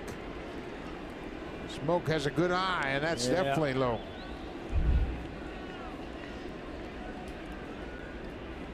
Goodwin Danley, the home plate umpire, had a very tight strike zone. Right, and I'm sure Justin picked up on that early on. That's why he couldn't believe that ball was called a strike.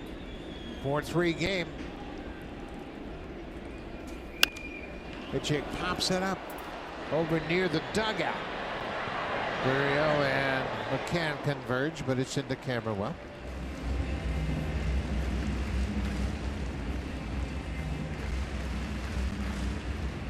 Can't let him off the hook. Cannot let him off the hook. Grichuk has been doing a good job of hitting the ball the other way. He's had a bushel bucket full of extra base hits in the second half. One right here would be nice. Had a double back in the second, a ground rule double that bounced over the fence in right. Got to put it in play.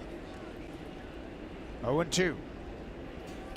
Bounced a nice block by McCann.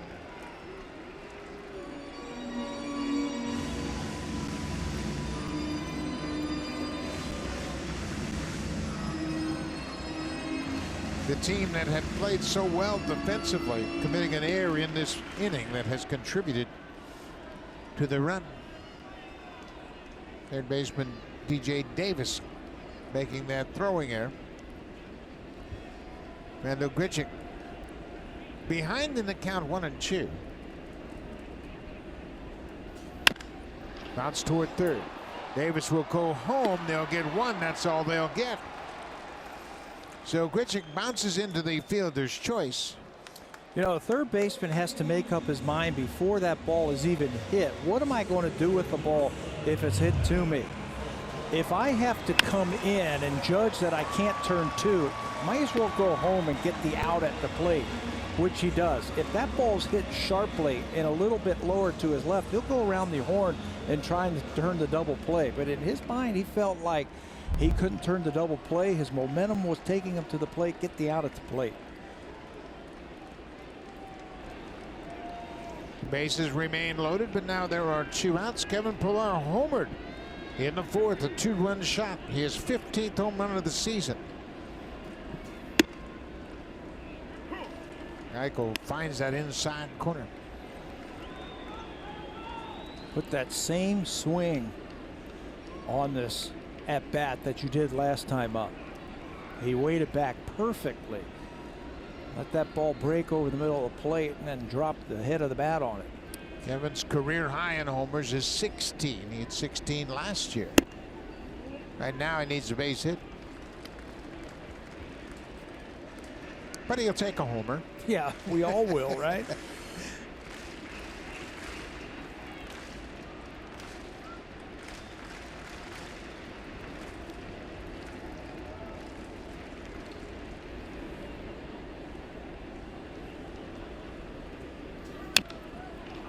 Well, that ball just dive bombs, doesn't it? At the bottom of the zone. All you can do is hit the top half of it. That's why he's #2 in the American League in ground ball percentages. There it is right there. You can see the depth that that ball drops on its way towards the plate.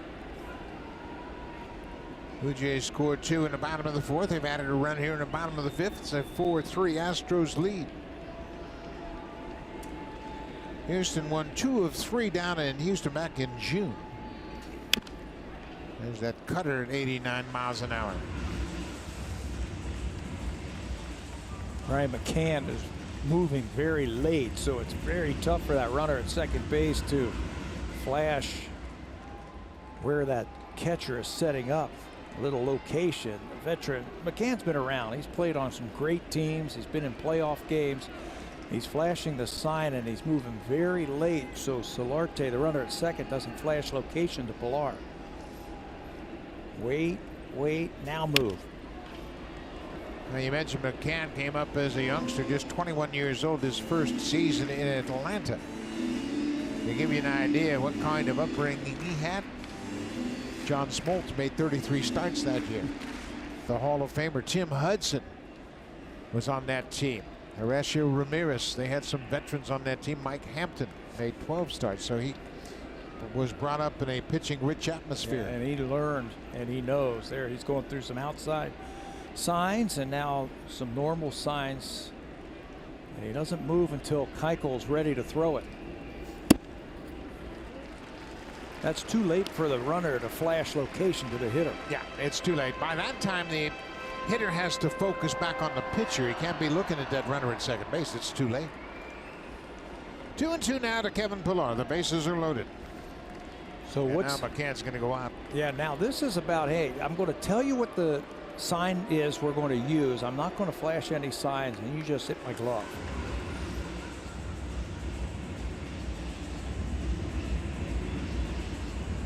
McCann spent his first 9 seasons in Atlanta and was with the Yankees for 3 years. This is his second year with A.J. Hinch and the Astros. He was a nice pickup when they signed him. Took control of that pitching staff last season. Took them all the way to the World Series. No sign, as you said. Hit my glove. And he does. Boy, McCann and Keuchel works out of it.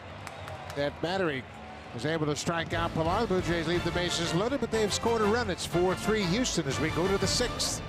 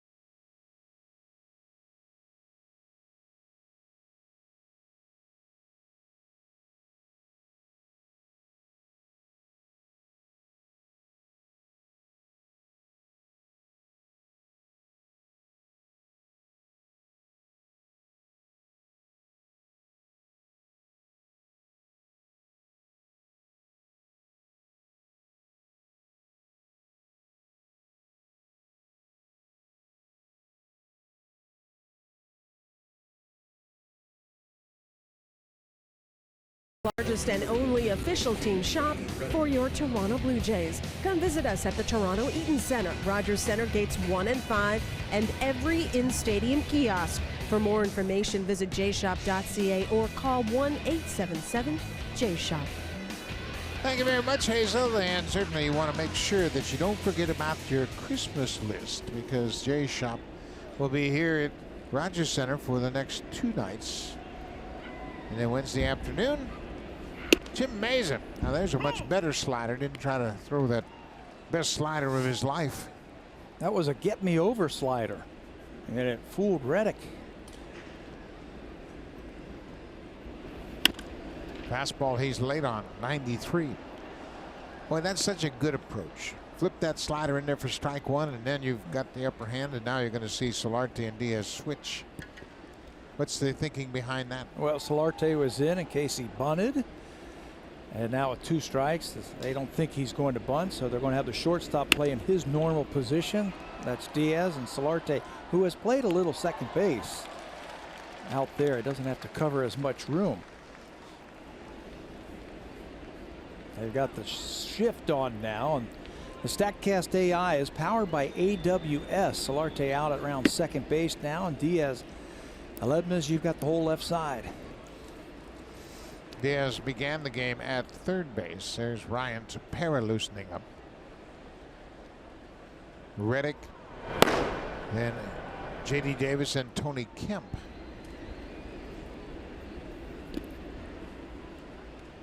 Slider in the dirt, 2-2 now to Josh Reddick. He homered. They went back-to-back in the second inning.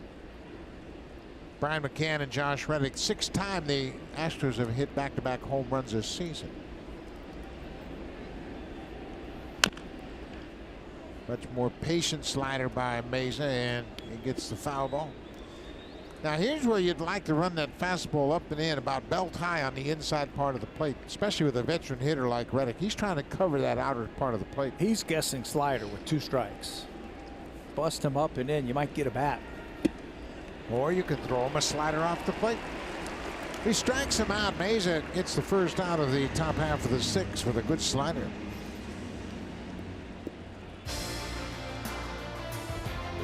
The 2018 Civic Type R, like no Honda you've ever seen.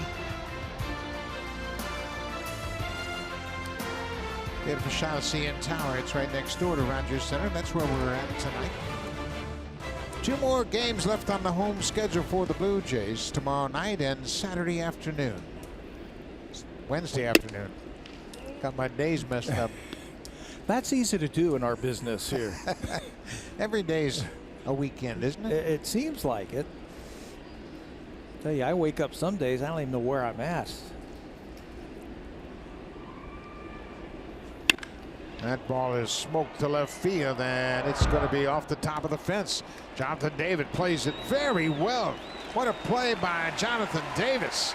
That ball was about a foot from going out of the ballpark. He played it perfectly, like he's played here his whole life. I've talked to some of the coaches on the Blue Jays.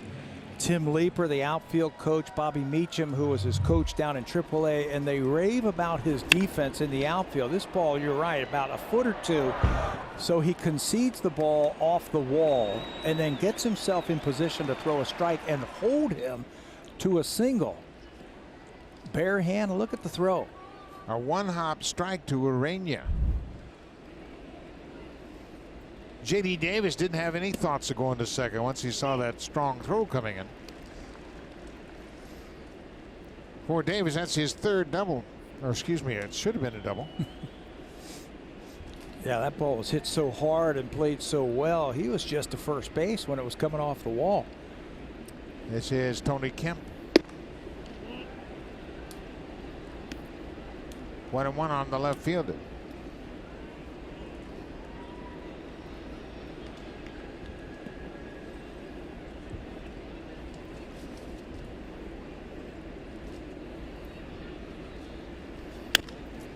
Ground ball knocked down by Smoke, but it's in foul territory. Ball went off Smoke's glove, but when he made contact with the ball, it was foul. Yeah, it's not where your body is, it's where the ball is. And from this shot, we can tell that the ball's foul. Ball's hooking. And if Smokey can't catch it, it's probably foul. He has caught everything this year.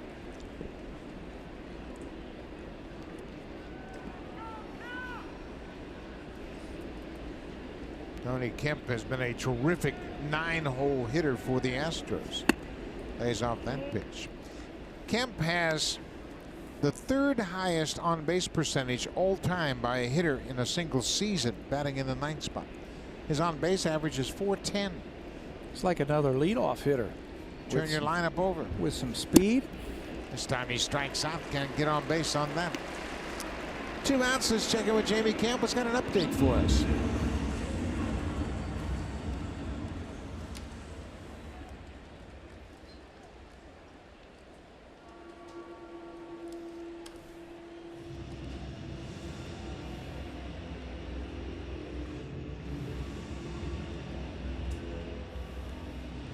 He is doing his best. He hit that off Jamison Tyone. It's a 2-1 game at Wrigley. So Tim Meza gets a couple of strikeouts, and it's a right-handed hitter, so Ryan Tepera will come on to face George Springer with 2 outs.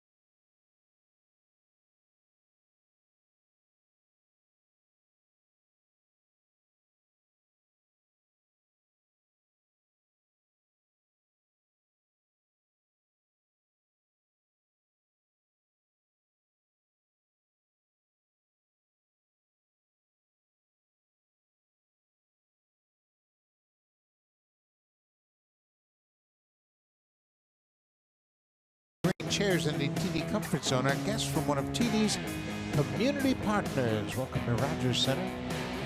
Very comfortable inside with the roof closed. Brian Tepera comes on. He inherits a 2-out situation with a runner at first base. It's been a good year for Tepera. He's won 5 games out of the bullpen, a .375 earned run average. Last year he set career highs in innings pitched, saves, games, 73 games last year. This is game number 66 on the season for Ryan. They got him warmed up for this situation right here when they turned that lineup over. Spring, Altuve, Bregman, Gurriel. They wanted a right-handed fireballer. George Springer takes the first pitch outside from Tepera.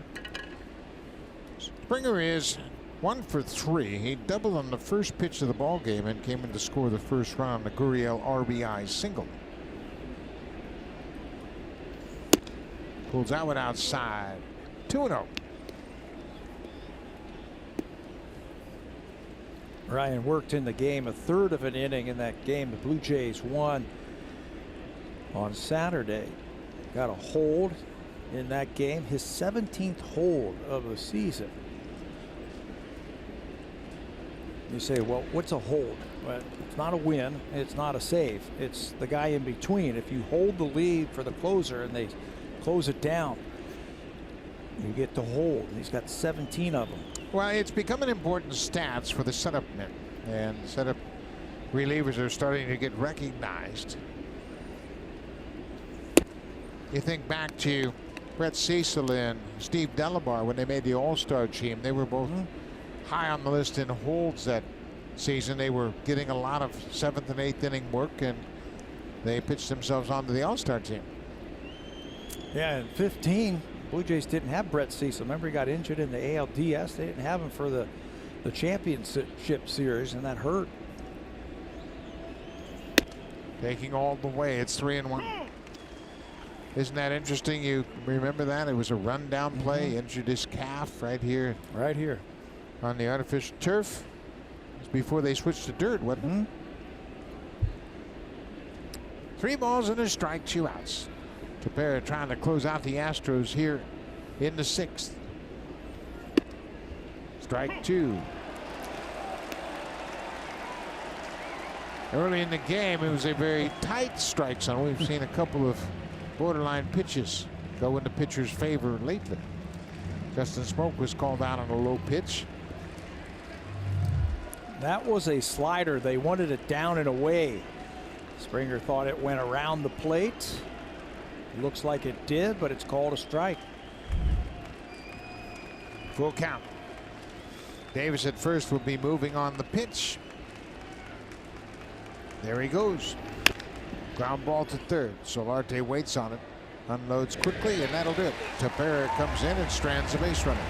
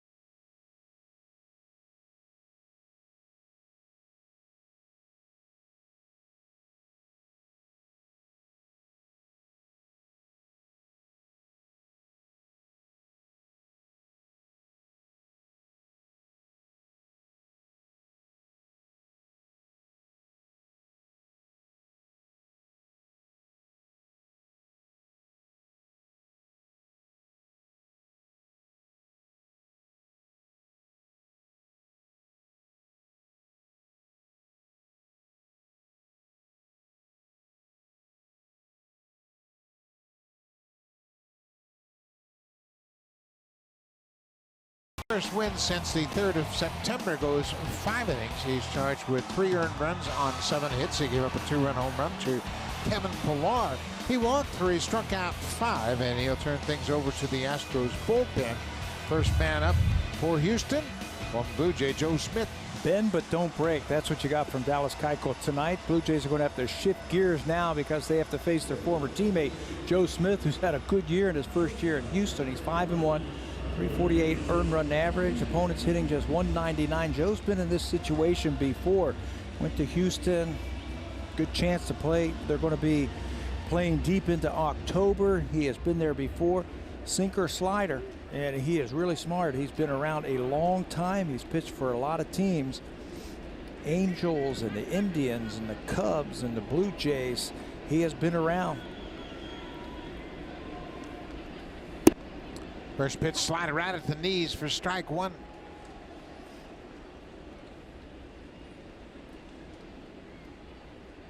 Joe had a rough outing his last time out against the Angels. And there's a big sweeping slider. Smith came in, didn't get an out. Bobby Machin continues to teach right here in the big leagues. He was the AAA manager for Jonathan Davis. He had Jonathan. So that's, you know, to hear a voice that you're familiar with helps this month. Right, sure does. And obviously Bobby Meacham sees him play every day, so he knows the things he needs to improve upon, and he'll encourage him to continue to work on that.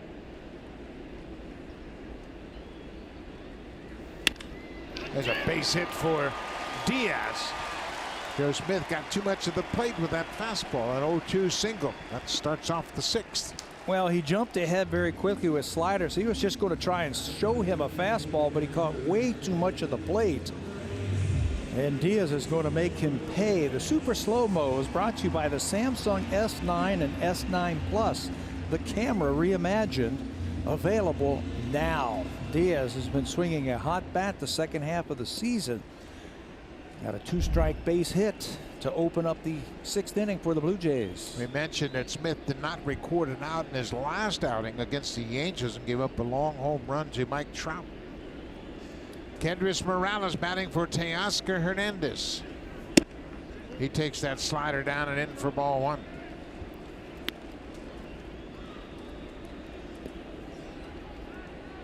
Blue Jays trail 4-3, but they're threatening here in the 6th.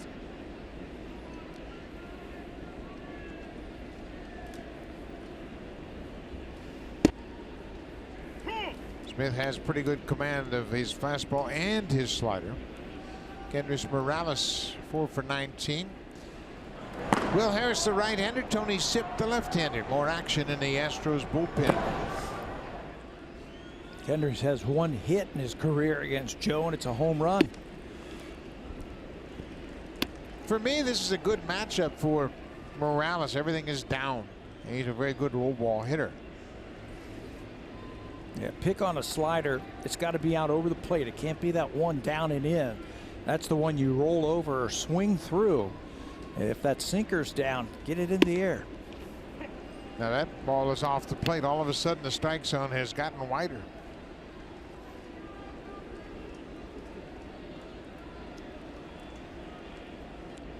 Leadoff single by Diaz. He's been on base all 3 times. Joe Smith gave up the single to the first batter here in the 6th.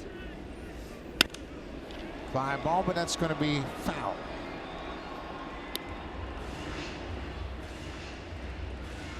Kendrys Morales pinch hitting for Teoscar Hernandez. Hernandez went 0 for 2 with a strikeout and hit into a double play.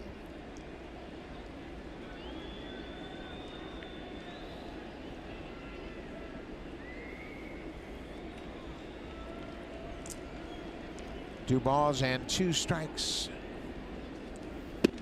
Off the plate. Take.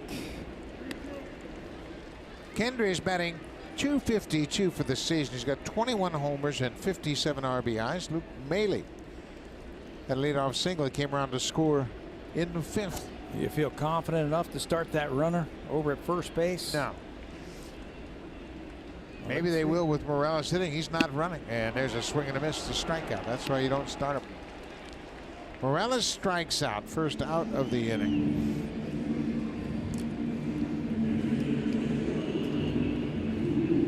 bring Luke Maley to the plate. We're only in the 6, and that's why I think John Gibbons is holding back some of those other left-handed bats. He's got Dwight Smith Jr., Billy McKinney, Rowdy Tellez, and Reese McGuire, all lefties on the bench. Using the switch hitters early on. He's burned both of them now. Solarte's in the game. Morales is hit.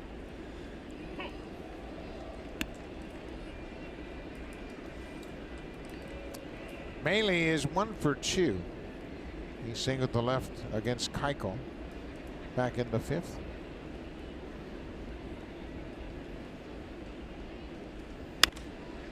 Pops this one up into shallow right field. Long run for Altuve. The second baseman will get there and make the catch. 2 away now. There's a play that Robbie Alomar used to play and make. First baseman's holding the runner on so he can't get it. Jake Patricia is starting to warm up for the Blue Jays. But he just outran the baseball to get that second out. It's an interesting move here. A.J. Hinch is going to replace the right-hander with a right-hander.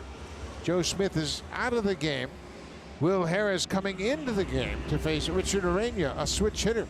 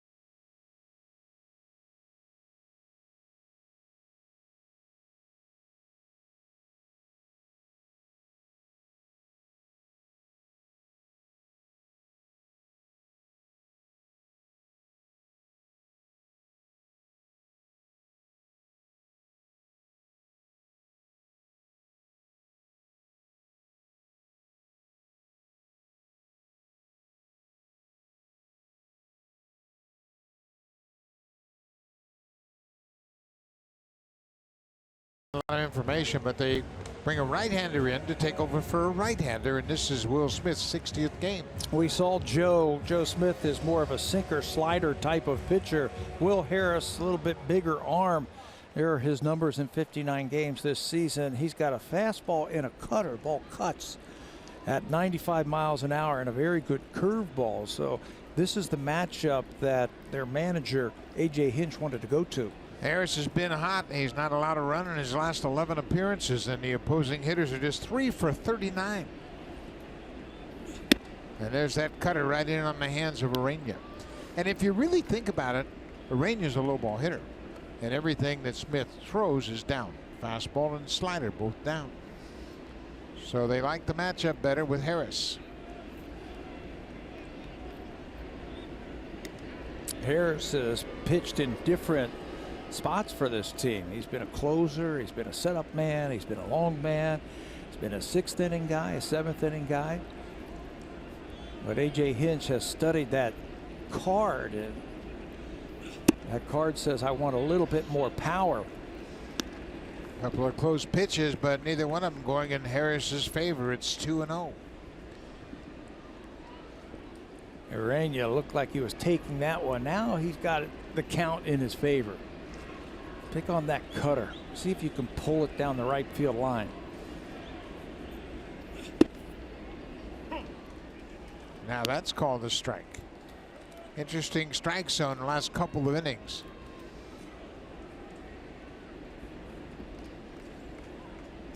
Houston with a 4-3 lead. Both teams with 8 hits. Diaz takes a lead at first. Bouncing ball, that's going to be a base hit. Aledmus Diaz thought about going to third, but Springer was right there to pick it up. So Urania messes up the strategy of the pitching change, gets himself his second hit of the game. I think you're going to see hitters start to do this more often. When you got a hard thrower like that and you've got three infielders on your pull side, just slow things down, let it get deep, hit a routine ground ball to shortstop and get a base hit. Look at the hole he could shoot for on the left side. A bouncing ball. He could drive a truck through that side of the infield, and he gets himself a base hit. Now he's 2 for 3. Back to the top of the order. Jonathan Davis is 1 for 2 with a walk.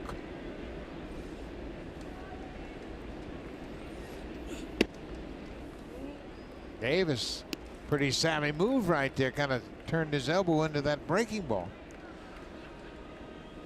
Just in case he'd take a hit by pitch.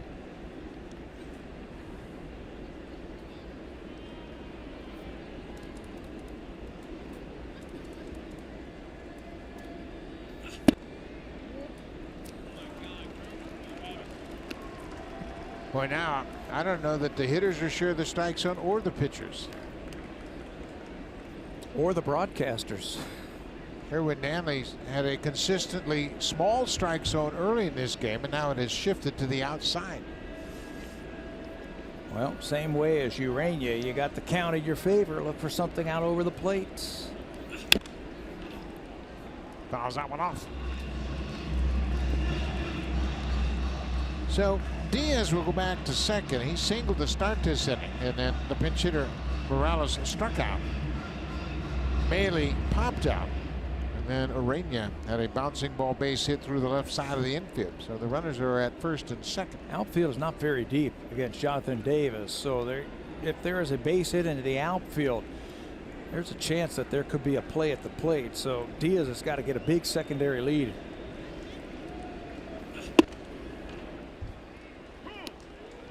2-2 now.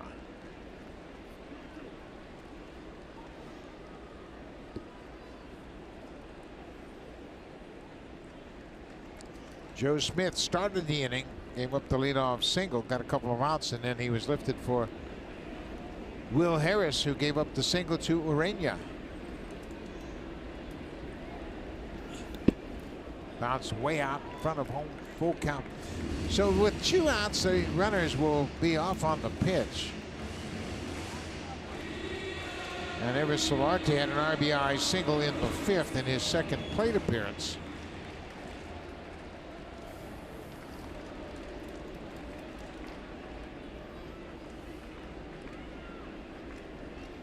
Full count. Harris came in with 2 outs. There go the runners. Bouncing ball back to the mound. He'll flip it to first, and that'll end the threat. Jonathan Davis bounces out to the pitcher. We've played 6 innings in Rogers Center, Houston, clinging to a 4-3 lead. Jake Petrichka coming out of the pit.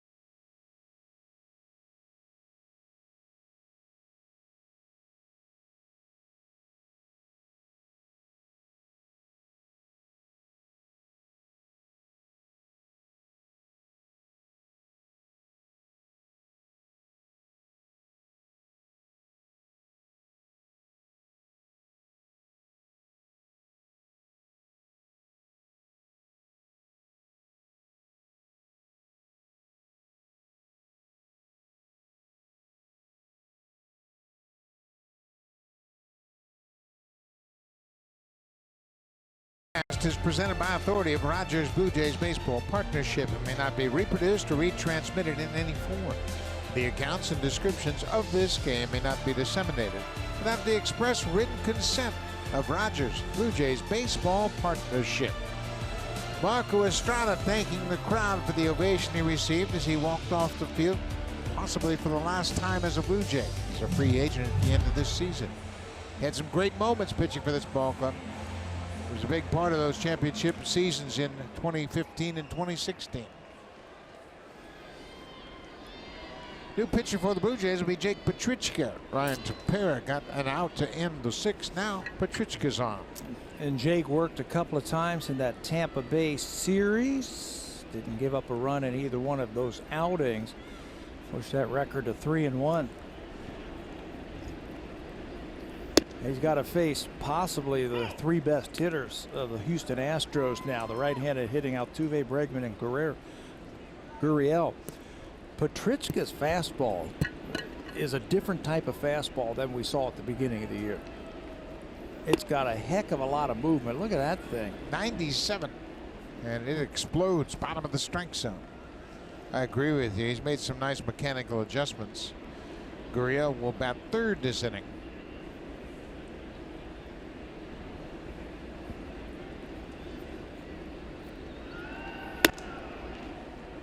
He's picked up some velocity for sure. And with that velocity, there's added movement.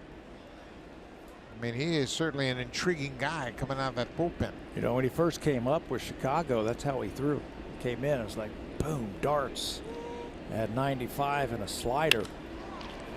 Bouncing ball right to the second baseman. Urania throws out Altuve. One away for Petrichka.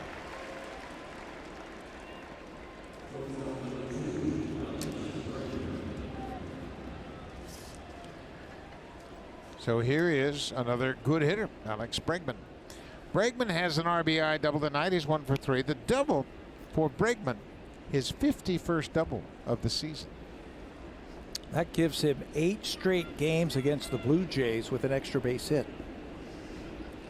The all-time leader is Evan Longoria, who had a streak of 11 straight games with an extra base hit against the Blue Jays. And David Ortiz had 11 straight games with an extra base hit against the Jays. Bregman's now at 8. Bregman, of course, leads the American League with 51 doubles. He's a good hitter.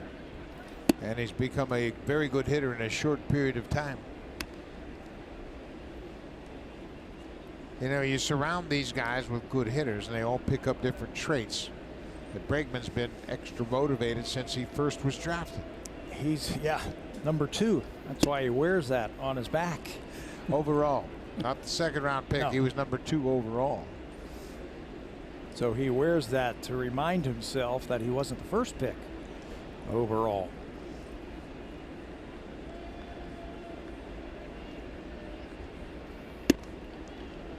A bit of a changeup right on top of the strike zone.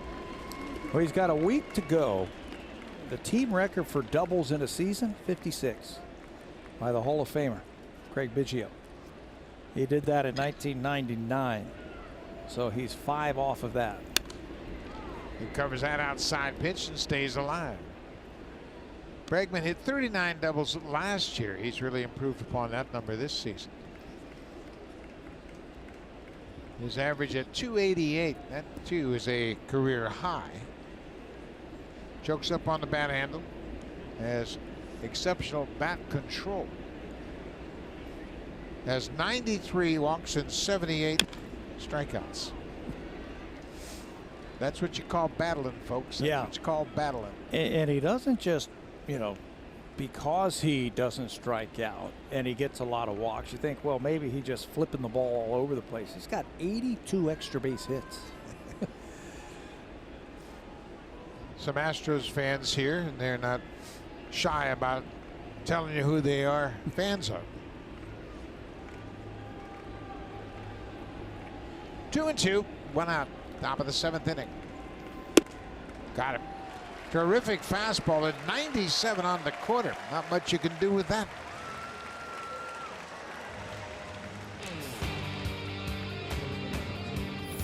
This 4K broadcast is brought to you by the Samsung QLED TV.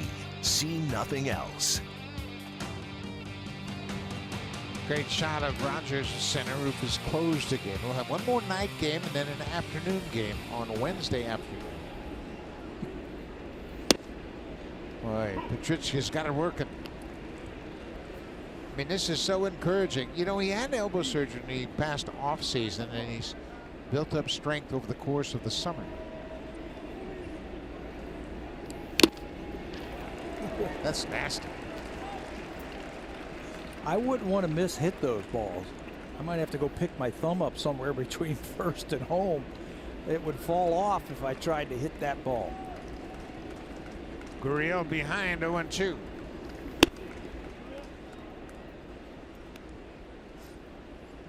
Yuli Gurriel is 2 for 3. His brother, Lourdes Gurriel Jr., out of the game.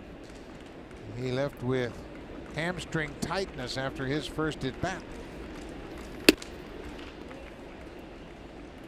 Don't get too fine now. Gurriel's average at 290. We mentioned a year ago he hit 299 for the Astros.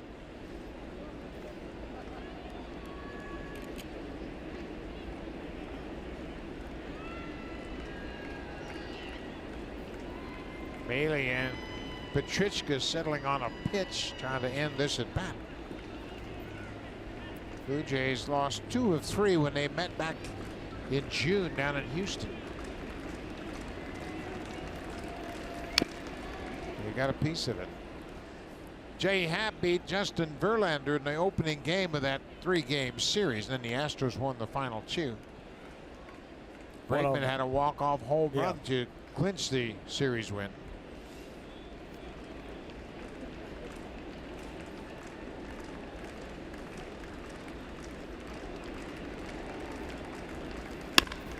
Slider. Solarte at third. Long throw in time. Right on the money. Nice play at third base by Solarte. 3 up, 3 down for Petrichka. We'll go to the bottom of the 7th. Blue Jays trail by a run.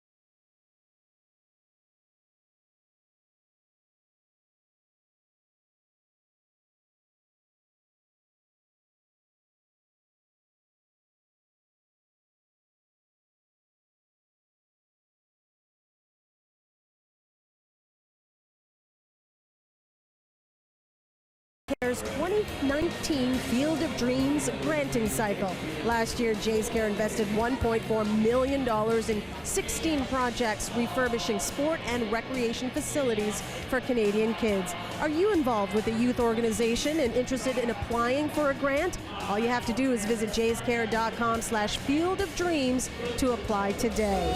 And it has been a nightmare of a season for Aaron Sanchez, who left the ball club on Friday to visit a specialist over the weekend and get that troublesome index finger on his pitching hand re-examined. Sanchez, according to GM Ross Atkins, would not rule out surgery, but the expectation is whether or not Sanchez goes under the knife, he will be ready in time for spring training. Well, that's been an ongoing situation for Aaron Sanchez. He has not had that finger right since he injured it out in Anaheim. Josh Reddick has moved from right field to left field. Jake Marisnick has come off the bench to take over in center field. Then the starting center fielder, George Springer, moves to right. Tony Kemp, the starting left fielder, is out of the game. Marisnick will take his spot in the lineup.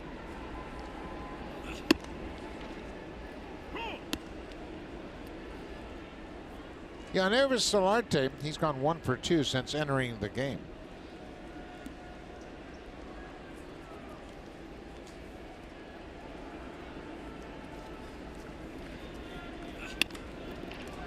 There's another base hit through the shift. Solarte gets jammed and rolls it against the shift. Maybe you're right. Maybe hitters are starting to make adjustments. Hey, it's there for the taking if you want it. Would you rather try and beat 3 infielders, or would you like to try and beat 1 infielder?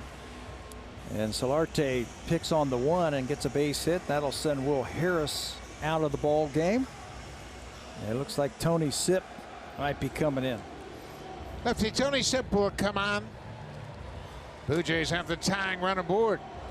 Justin Smoak will bat right-handed.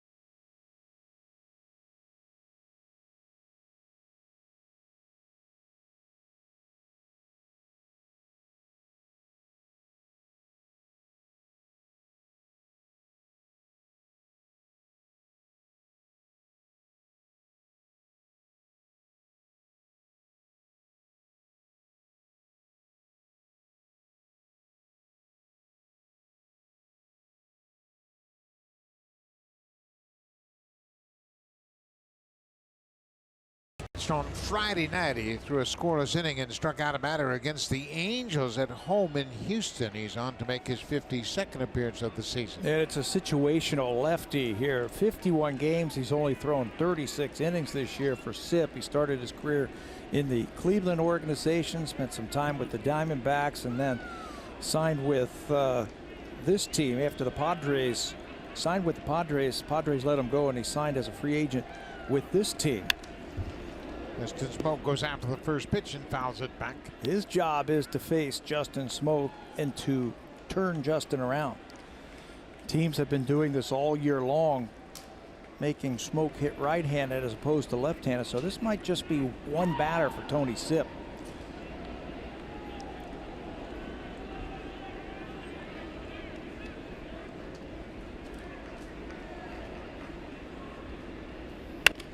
Ground ball back to Sipp. Throws to second and bounces it. And a still turn double play. Solarte's out at second. Great play by Altuve, who stayed with it. There was some question as to whether or not he made contact with the base, but looked like he kicked the bag once he caught the short hopper. So Tony Sipp gets 2 outs. He catches the ball on the mound. Now he's got to go up the mound and throws a sinker. But what a play by Altuve to turn the double play. Sipp says, my bad, but thank you very much. He throws a couple of pitches, gets 2 outs, and leaves the ball game. Sipp gets the double play. Brad Peacock, the right-hander, coming in to face Randall Grichuk. Blue Jays still trail by 1.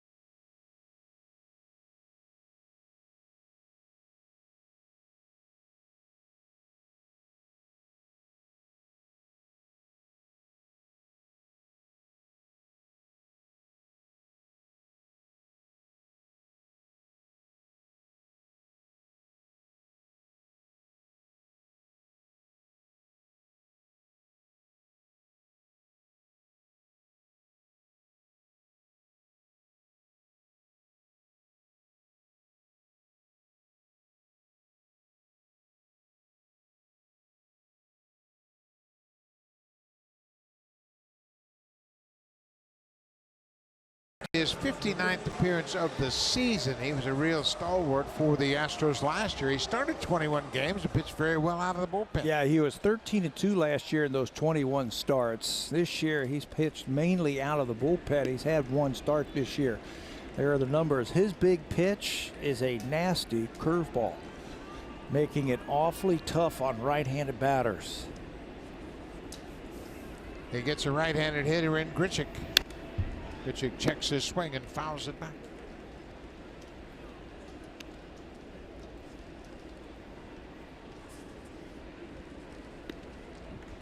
That double in the second was a ground rule double. He bounced it over the fence in right field off Dallas Keuchel.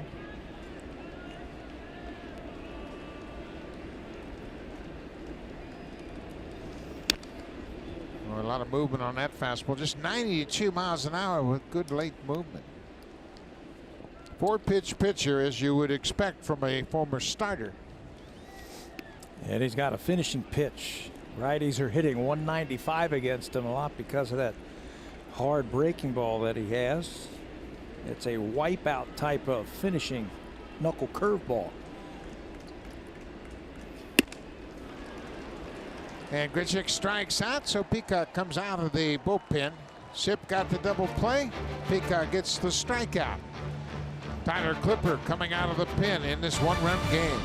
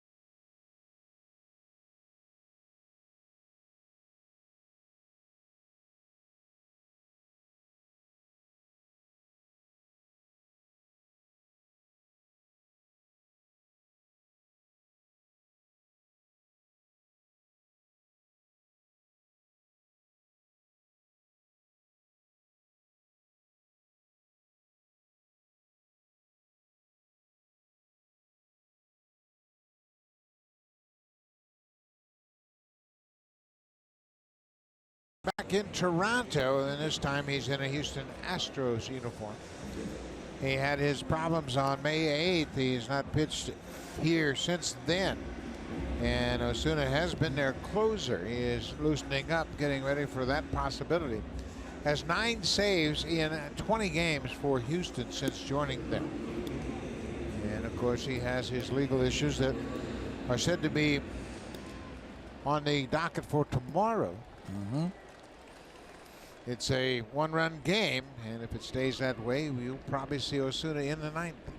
But right now, in the top of the 8th inning, we'll see Tyler Clipper for the 72nd time this year. Clipper has been pitching much better of late.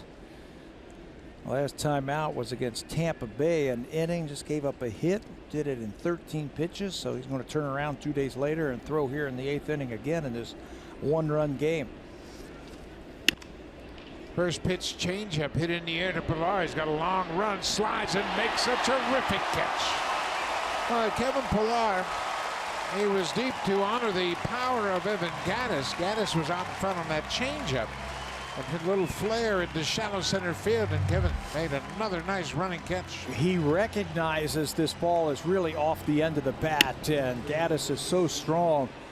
After he realizes that, it's a full sprint, and he takes it right off of the carpet, right before it hits the outfield grass. Look at that catch by Pilar. He's been doing that for a long time. That is such a big play to start the inning. Instead of having a leadoff single, you're one out and nobody on. Gaddis is retired. Brian McCann is no longer a threat to bunt, according to the Blue Jays, so they flip-flop the shortstop and the third baseman.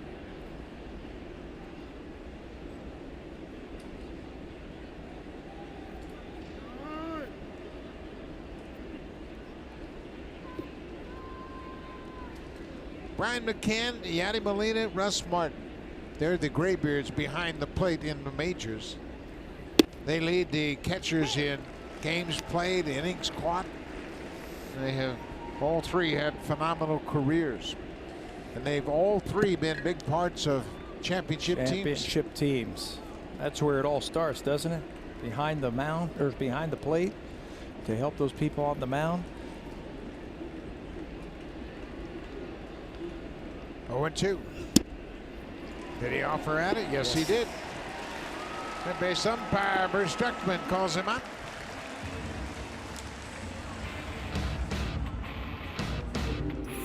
Hurry into Home Hardware's kitchen event, on now until October 9th. Here's how.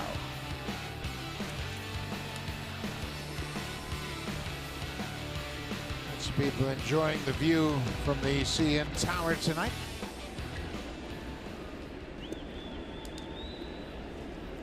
Here's Josh Reddick. Goes after that first pitch. Looked like it might have been a breaking ball. Had a little bit more break than that regular splitter he throws. He doesn't throw a whole lot of breaking balls. Drops down just a little bit, like he did that time. Normally he's right over the top. That's what makes his changeup so effective. It makes his split so effective. Fly ball, Pilar. He's got plenty of room in center. Well in front of the 400-foot sign. He makes the catch. 6 pitches for Tyler Clippard. He retires the side in order. Go to the bottom of the 8th. Time now for Blue Jays Central Update. Here's Jamie Campbell and Cliff Floyd in the Samsung broadcast studio.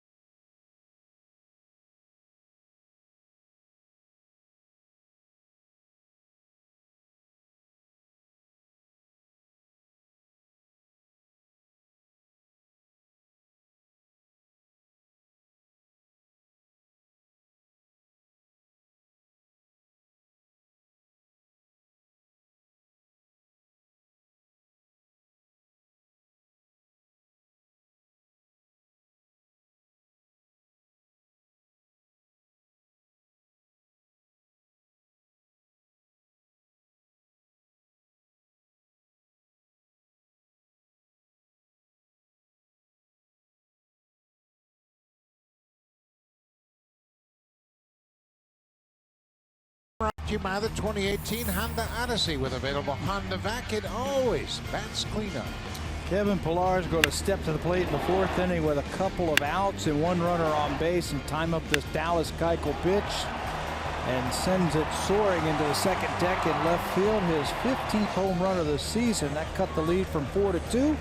Kevin Pilar with another home run. Tonight's drive of the game. Now, the Blue Jays have been hitting their fair share of home runs this season, and Kevin Pilar went off his career high, and this is the setup man, Ryan Presley, and look at his impressive numbers, what he has done. 97 strikeouts in 68 2/3 innings. He is with Minnesota. And one of those trades I thought that went under the radar a little bit when they picked him up from Minnesota to fortify that bullpen. It's right towards the end of the trade deadline, 4 days before that. Sent a couple of minor leaguers to the Twins, and they picked up Ryan Presley. He's got great stuff, sinker and a power curveball, and he has fit right in that 8th inning. Pilar tried to bunt the first pitch, and that one's downstairs at 96. Once again, when you look at the average velocity by pitch of that bullpen, I mean, there are a lot of guys in the red numbers. Anything over 95, they put it in red numbers. Presley's right there. His average fastball, 95.8. And there's that good breaking ball. They've done a good job of recognizing the spin rate on his pitches, and he has a very high spin rate, especially on the curveball. And that's what the Houston Astros are all about, right? Four-seam fastballs, overhand curveball. So he fits right in to their philosophy on pitching. There's a hard slider at 91. You know, they have done such a nice job with some of these pitchers. Even though they've been good pitchers before they've gotten to Houston, they become better once they arrive. Brent Strom, the pitching coach, done a nice job. A.J. Hinch, they have emphasized the strengths of the individuals. Bouncing ball to third. Davis in time. Let's check in with Jamie Campbell.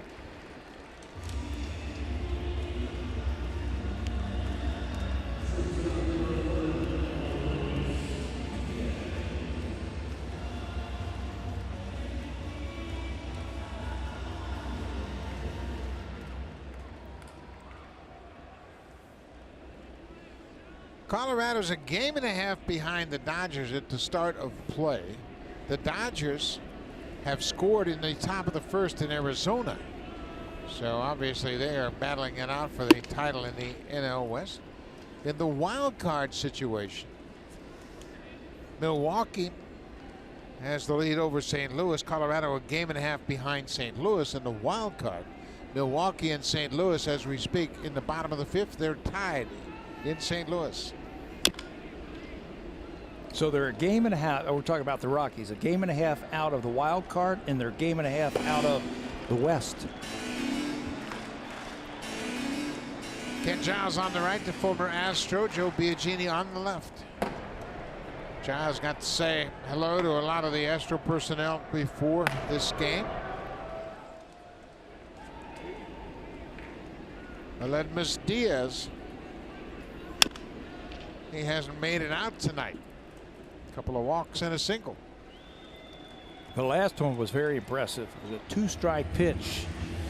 Cut his swing down against Joe Smith and led off that sixth inning with a hit, but he was stranded at second base. See Reese McGuire starting to get loose. Brooks Jacoby giving him the updates on the possible at-bat. High fly ball. Springer backing up. Makes the catch. 2 away.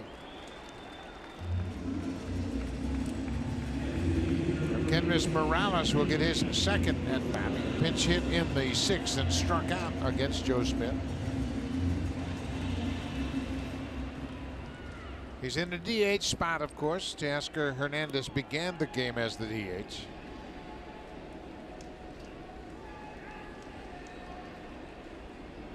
Morales just 1 hit in 8 at bats against Presley, but it was a big hit, the home run.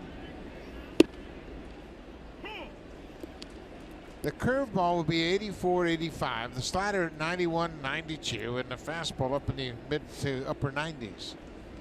Well, get used to a lot of breaking balls. I think if you're Kendrys Morales, he can hit the ball out of the ballpark to tie it up with one swing. 97.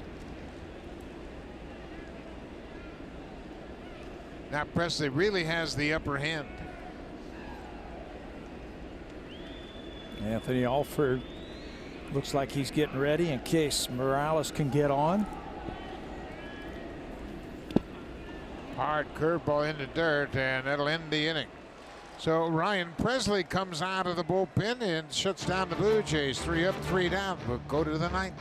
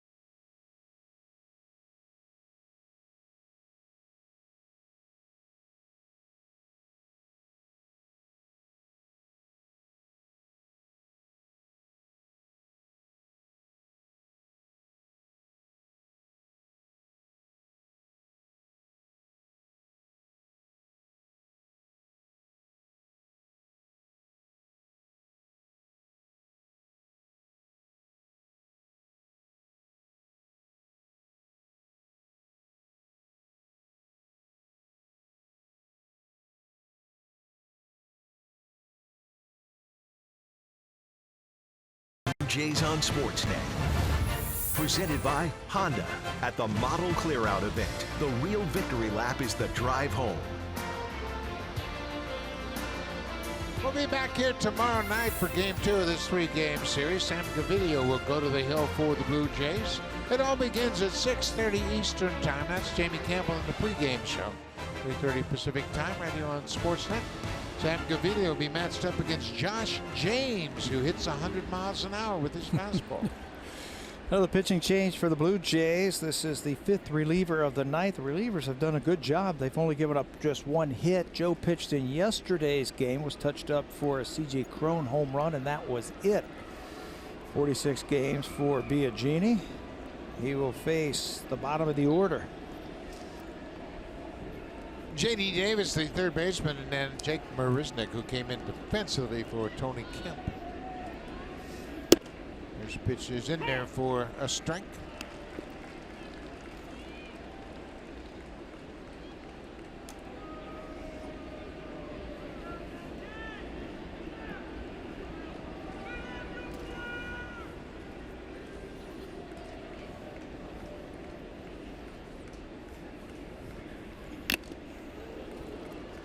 Hang in there, Luke.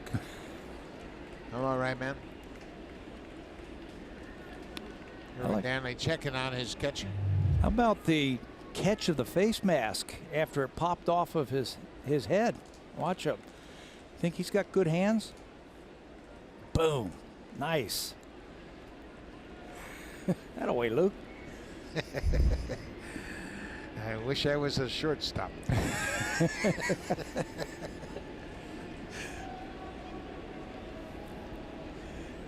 Davis behind 0-2. J.D. Davis and Rowdy Tellez were high school teammates. Went to Elk Grove High School. Rowdy Tellez was a freshman when J.D. Davis was a junior. They played on the same team a couple of seasons. Well, that's just a high school that's been known for great baseball players. For great players over the years. And that's a lot of years. The baseball factory. If you don't know, my partner went there. That's why we're saying I was actually the second graduating class of that high school. It's still the same high school, but when I graduated from that high school, our conference included teams in Folsom and South Lake Tahoe. 100 Is that miles far away? 100 miles up to South Lake Tahoe to play. Now they have 9 schools in their own district, 9 high schools. Really? You have one? Yeah. We were like all over the place to play. 1-2. Now it's even at 2-2. Roberto Osuna is loosening up. It's a save situation, and A.J. Hinch said if there's a save situation, Osuna will pitch. He has 9 saves since joining the Astros.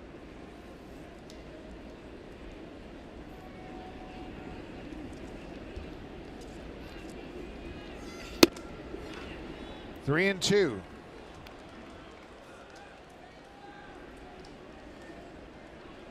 Ken Giles, his counterpart for the Blue Jays, they were swapped for one another. Giles has 12 saves since joining the Blue Jays. He's been perfect, and Roberto's been perfect for either team.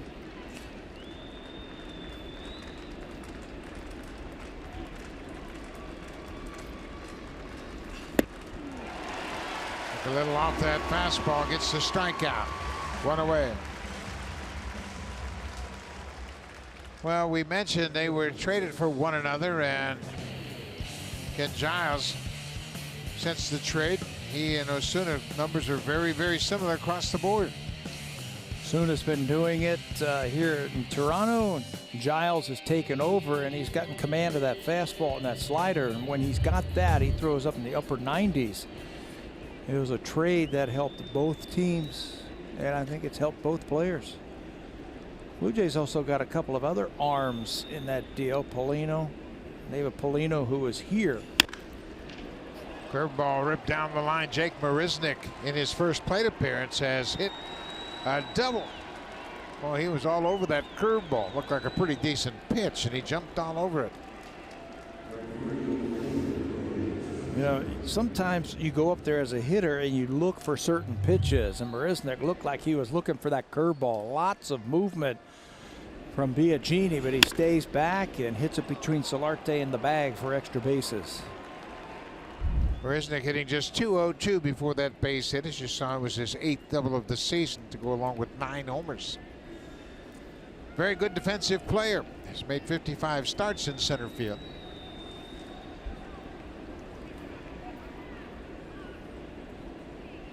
A 1-out double for Marisnik. That'll turn the lineup over, and here's George Springer. Springer got off to a fast start. He doubled in his first at bat.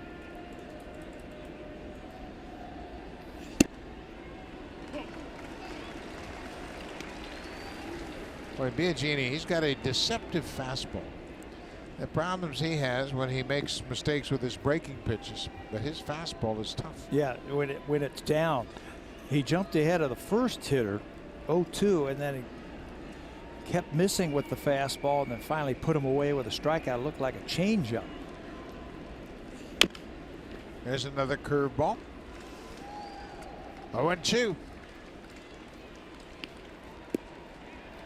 Here's where the real top line pitchers, they finish off a batter. This is when the hitter's most vulnerable. He's 0-2. He's on the verge of striking out. Just keep the pedal to the metal. Yeah. Step on his throat. Don't nibble and then miss a couple of times and let that hitter back into the count. Go ahead and be aggressive and throw a good pitch.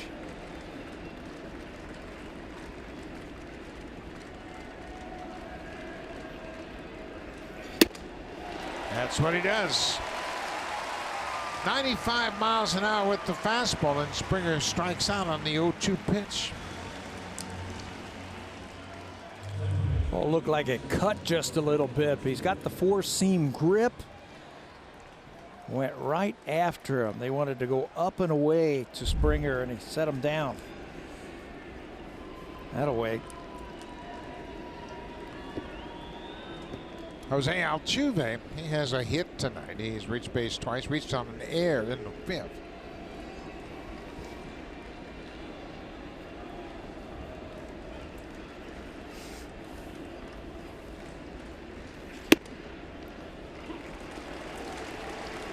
Came right back with the same pitch and gets the call strike. Altuve just 1 for 4 against Biagini.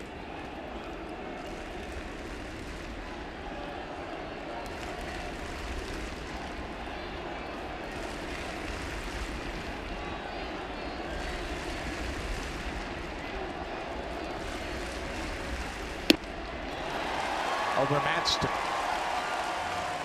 96 on the inside corner. See that swing there? He might be setting him up for something. He is an excellent 2-strike hitter. Who's setting up whom? The batter. Roberto Osuna will be coming into the game. 0-2. Base hit to center field. Marisnik got a good break. He's going to come around and score easily. Altuve with an 0-2 base hit drives in a run. It's a 2-run game. That's what I mean about setting up a pitcher, taking that big swing the way he did and then cut his swing down when he comes right back with the same pitch. It was 0-1, and he threw the fastball, and Altuve had the huge swing to make it 0-2. There it is right there. And then the base hit was the same pitch. Watch how he cuts a swing down. Just lofts it into the outfield for a base hit. That's how you hit 300. 61st RBI of the season for Altuve. That makes it a 5-3 game.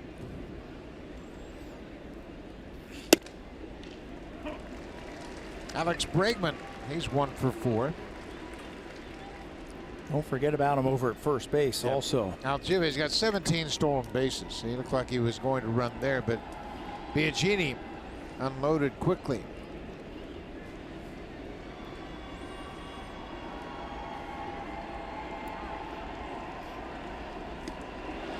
Got him. Good Good job by Biagini. He held it for a second longer.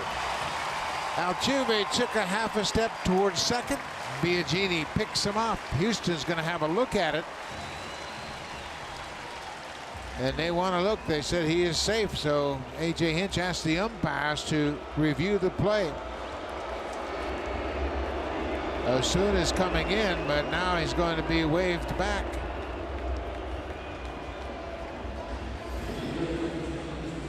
They're looking at the play.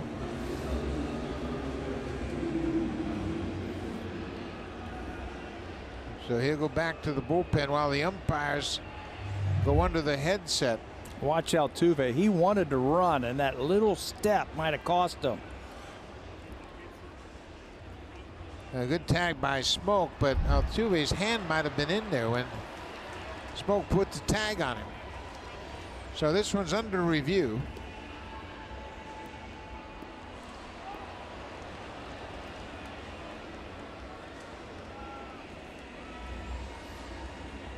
Biagini with a couple of strikeouts. Altuve with an RBI single. And here's another look at it. Did a good job of holding it for a long time. That split second extra got him leaning towards second base. The umpire kind of flashed right in front of us there, so you couldn't really tell when the tag was laid down. It was a quick tag by Smoke. Very quick tag. From what we saw right there, I didn't see anything to be able to turn that one over. No. The call on the field is that Altuve is out. And they have to have evidence to overturn it. And now they have their decision. And it will stay a pickoff. With that, Roberto Osuna will come into the ball game.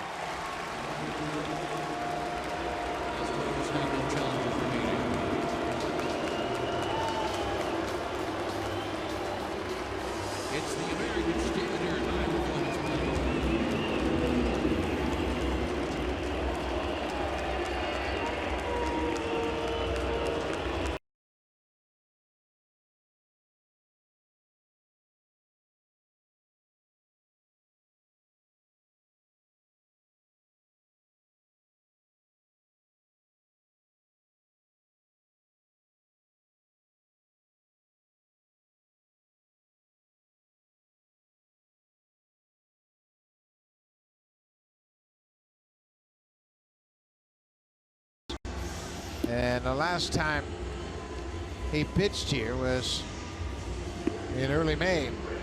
It was reinstated from the restricted list on August the 4th. That was after the trade. He served a 75-game suspension acquired from the Blue Jays right at the trade deadline for 3 right-handed pitchers. Now pitching for the Astros, right-hander number 54, Roberto Osuna.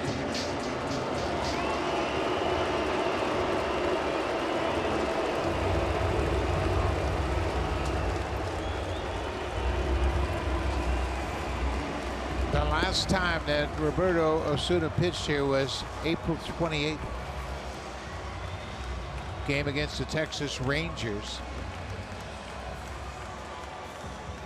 He pitched an inning and it was a non-save situation. The Blue Jays were beaten by Texas. You could see the mixed reaction, but there were an awful lot of boos as he was announced into this game.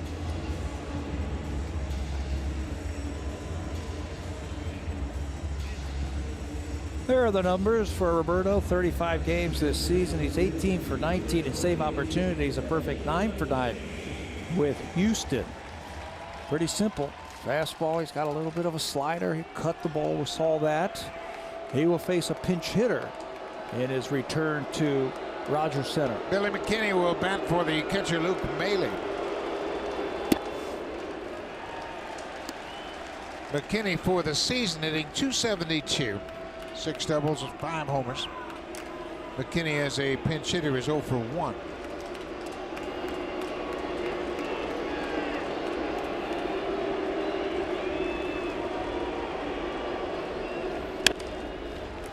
Foul back.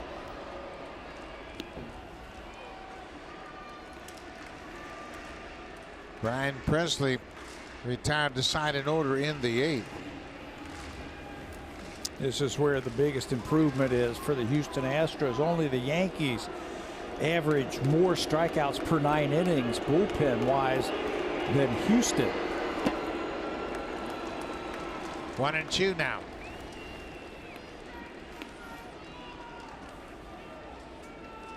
Osuna last pitched on Saturday in the Angels series at home. Worked an inning, had a strikeout through 9 pitches. McKinney fouls that one off his leg. He's not your typical closer where you come in and just blow the ball by you. He's more of a pitcher in that closer's role. He can rush it up there at 96 or 97 if he has to, but he'll pitch, he'll use his slider.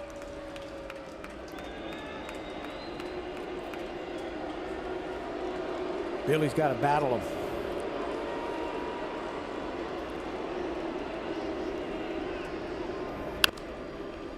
Houston got a big insurance run. Jose Altuve with a 0-2 RBI single to cash in Jake Marisnick, who had doubled. And that was a big RBI for the Astros.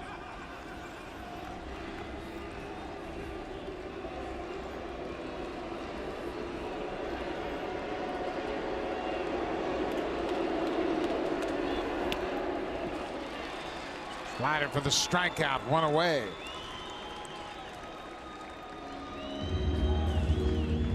Well, after that high fastball, you get a figure he's going to be throwing you that slider down. Just change your eye level a little bit. Spins that ball in there. McKinney can't catch up to it. One away. Richard Urania has had a good night. He's 2 for 3, batting in the 9th spot.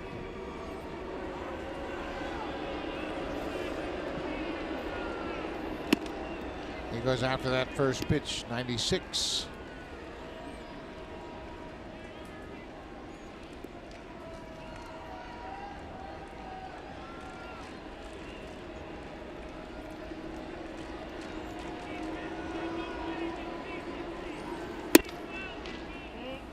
Ball and a strike to a Blue Jay second baseman.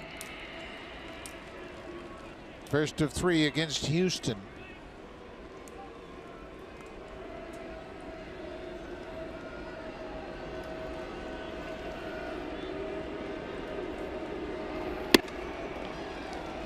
Fastball for strike 2.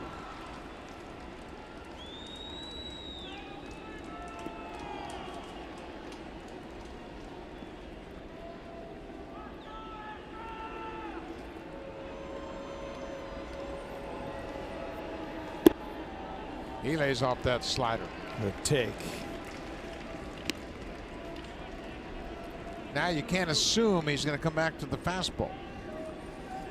He will back up a slider with another slider, and it has oftentimes led to a strikeout. Yeah. And he's thrown a couple of fastballs by him in the upper parts of the strike zone. Comes right back with that high fastball.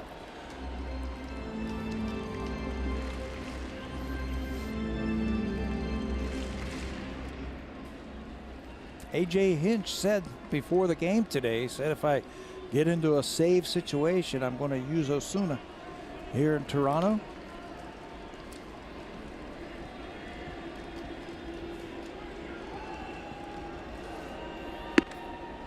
Full count. Rowdy Tellez has grabbed the bat. He's standing on deck. If Urania can reach, Tellez will represent the tying run.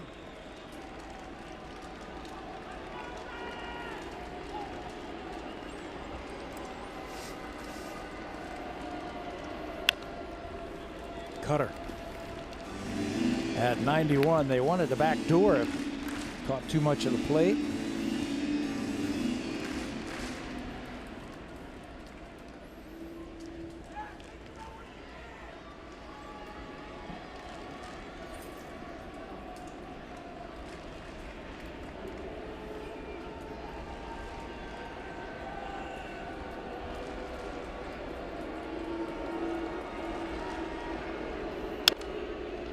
Ureña's hanging tough. Yeah, 8 pitches now. Fouling him off. That one was 95. You can't afford to walk him. So if you're Richard Ureña, look for a pitch out over the plate. Look for something, a strike. Osuna's always had great control and great command of his pitches. He doesn't want to walk him. Base hit up the middle for Ureña. His 3rd hit of the night. He jumped on that fastball, and he's aboard.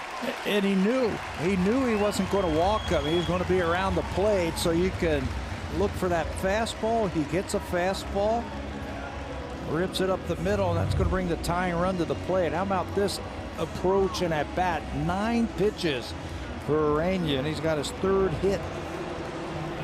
Right back through the middle. So Ureña is aboard. Osuna with 1 out will face the pinch hitter. Rowdy Tellez, he's 2 for 4 as a pinch hitter with a couple of RBIs. Tellez batting .373. He's 19 for 51 with 12 extra base hits. And he comes off the bench swinging. Not afraid to get after that first pitch. I tell you what, he's got a pretty good eye. He will be patient. He has 13 strikeouts, but he hasn't been a wild swinger by any means. They play him in the shift, although this is the first time they've ever seen him. They haven't seen him hit a couple balls to left field. We have. A couple times they have thrown fastballs away, and instead of trying to pull it, he's hit the ball the other way. A couple of doubles down the left field line. Outfield very deep. The tying run is at the plate. They don't want anything over their heads. 2-0. High fly ball left field. Josh Reddick, the left fielder, waiting on it, and Tellez is retired. 2 away.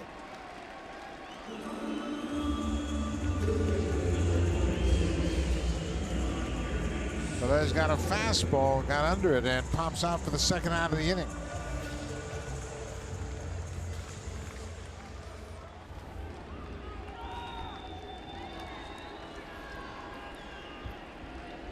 Osuna, the 6th relief pitcher to pitch tonight. Yeah, Dallas Keuchel started. He's hunting fastball first pitch. Throws him a breaking ball. Backswing looked like it got McCann on that down and in breaking ball. Yeah, the catchers will slide to the right, anticipating a ball in the dirt. You can see how he reaches in and gets a little too close to the backswing. That's why you wear that batting helmet. 0-1. Popped up. Yuli Gurriel makes the catch, and that's the ball game. Houston takes the opener 5-3.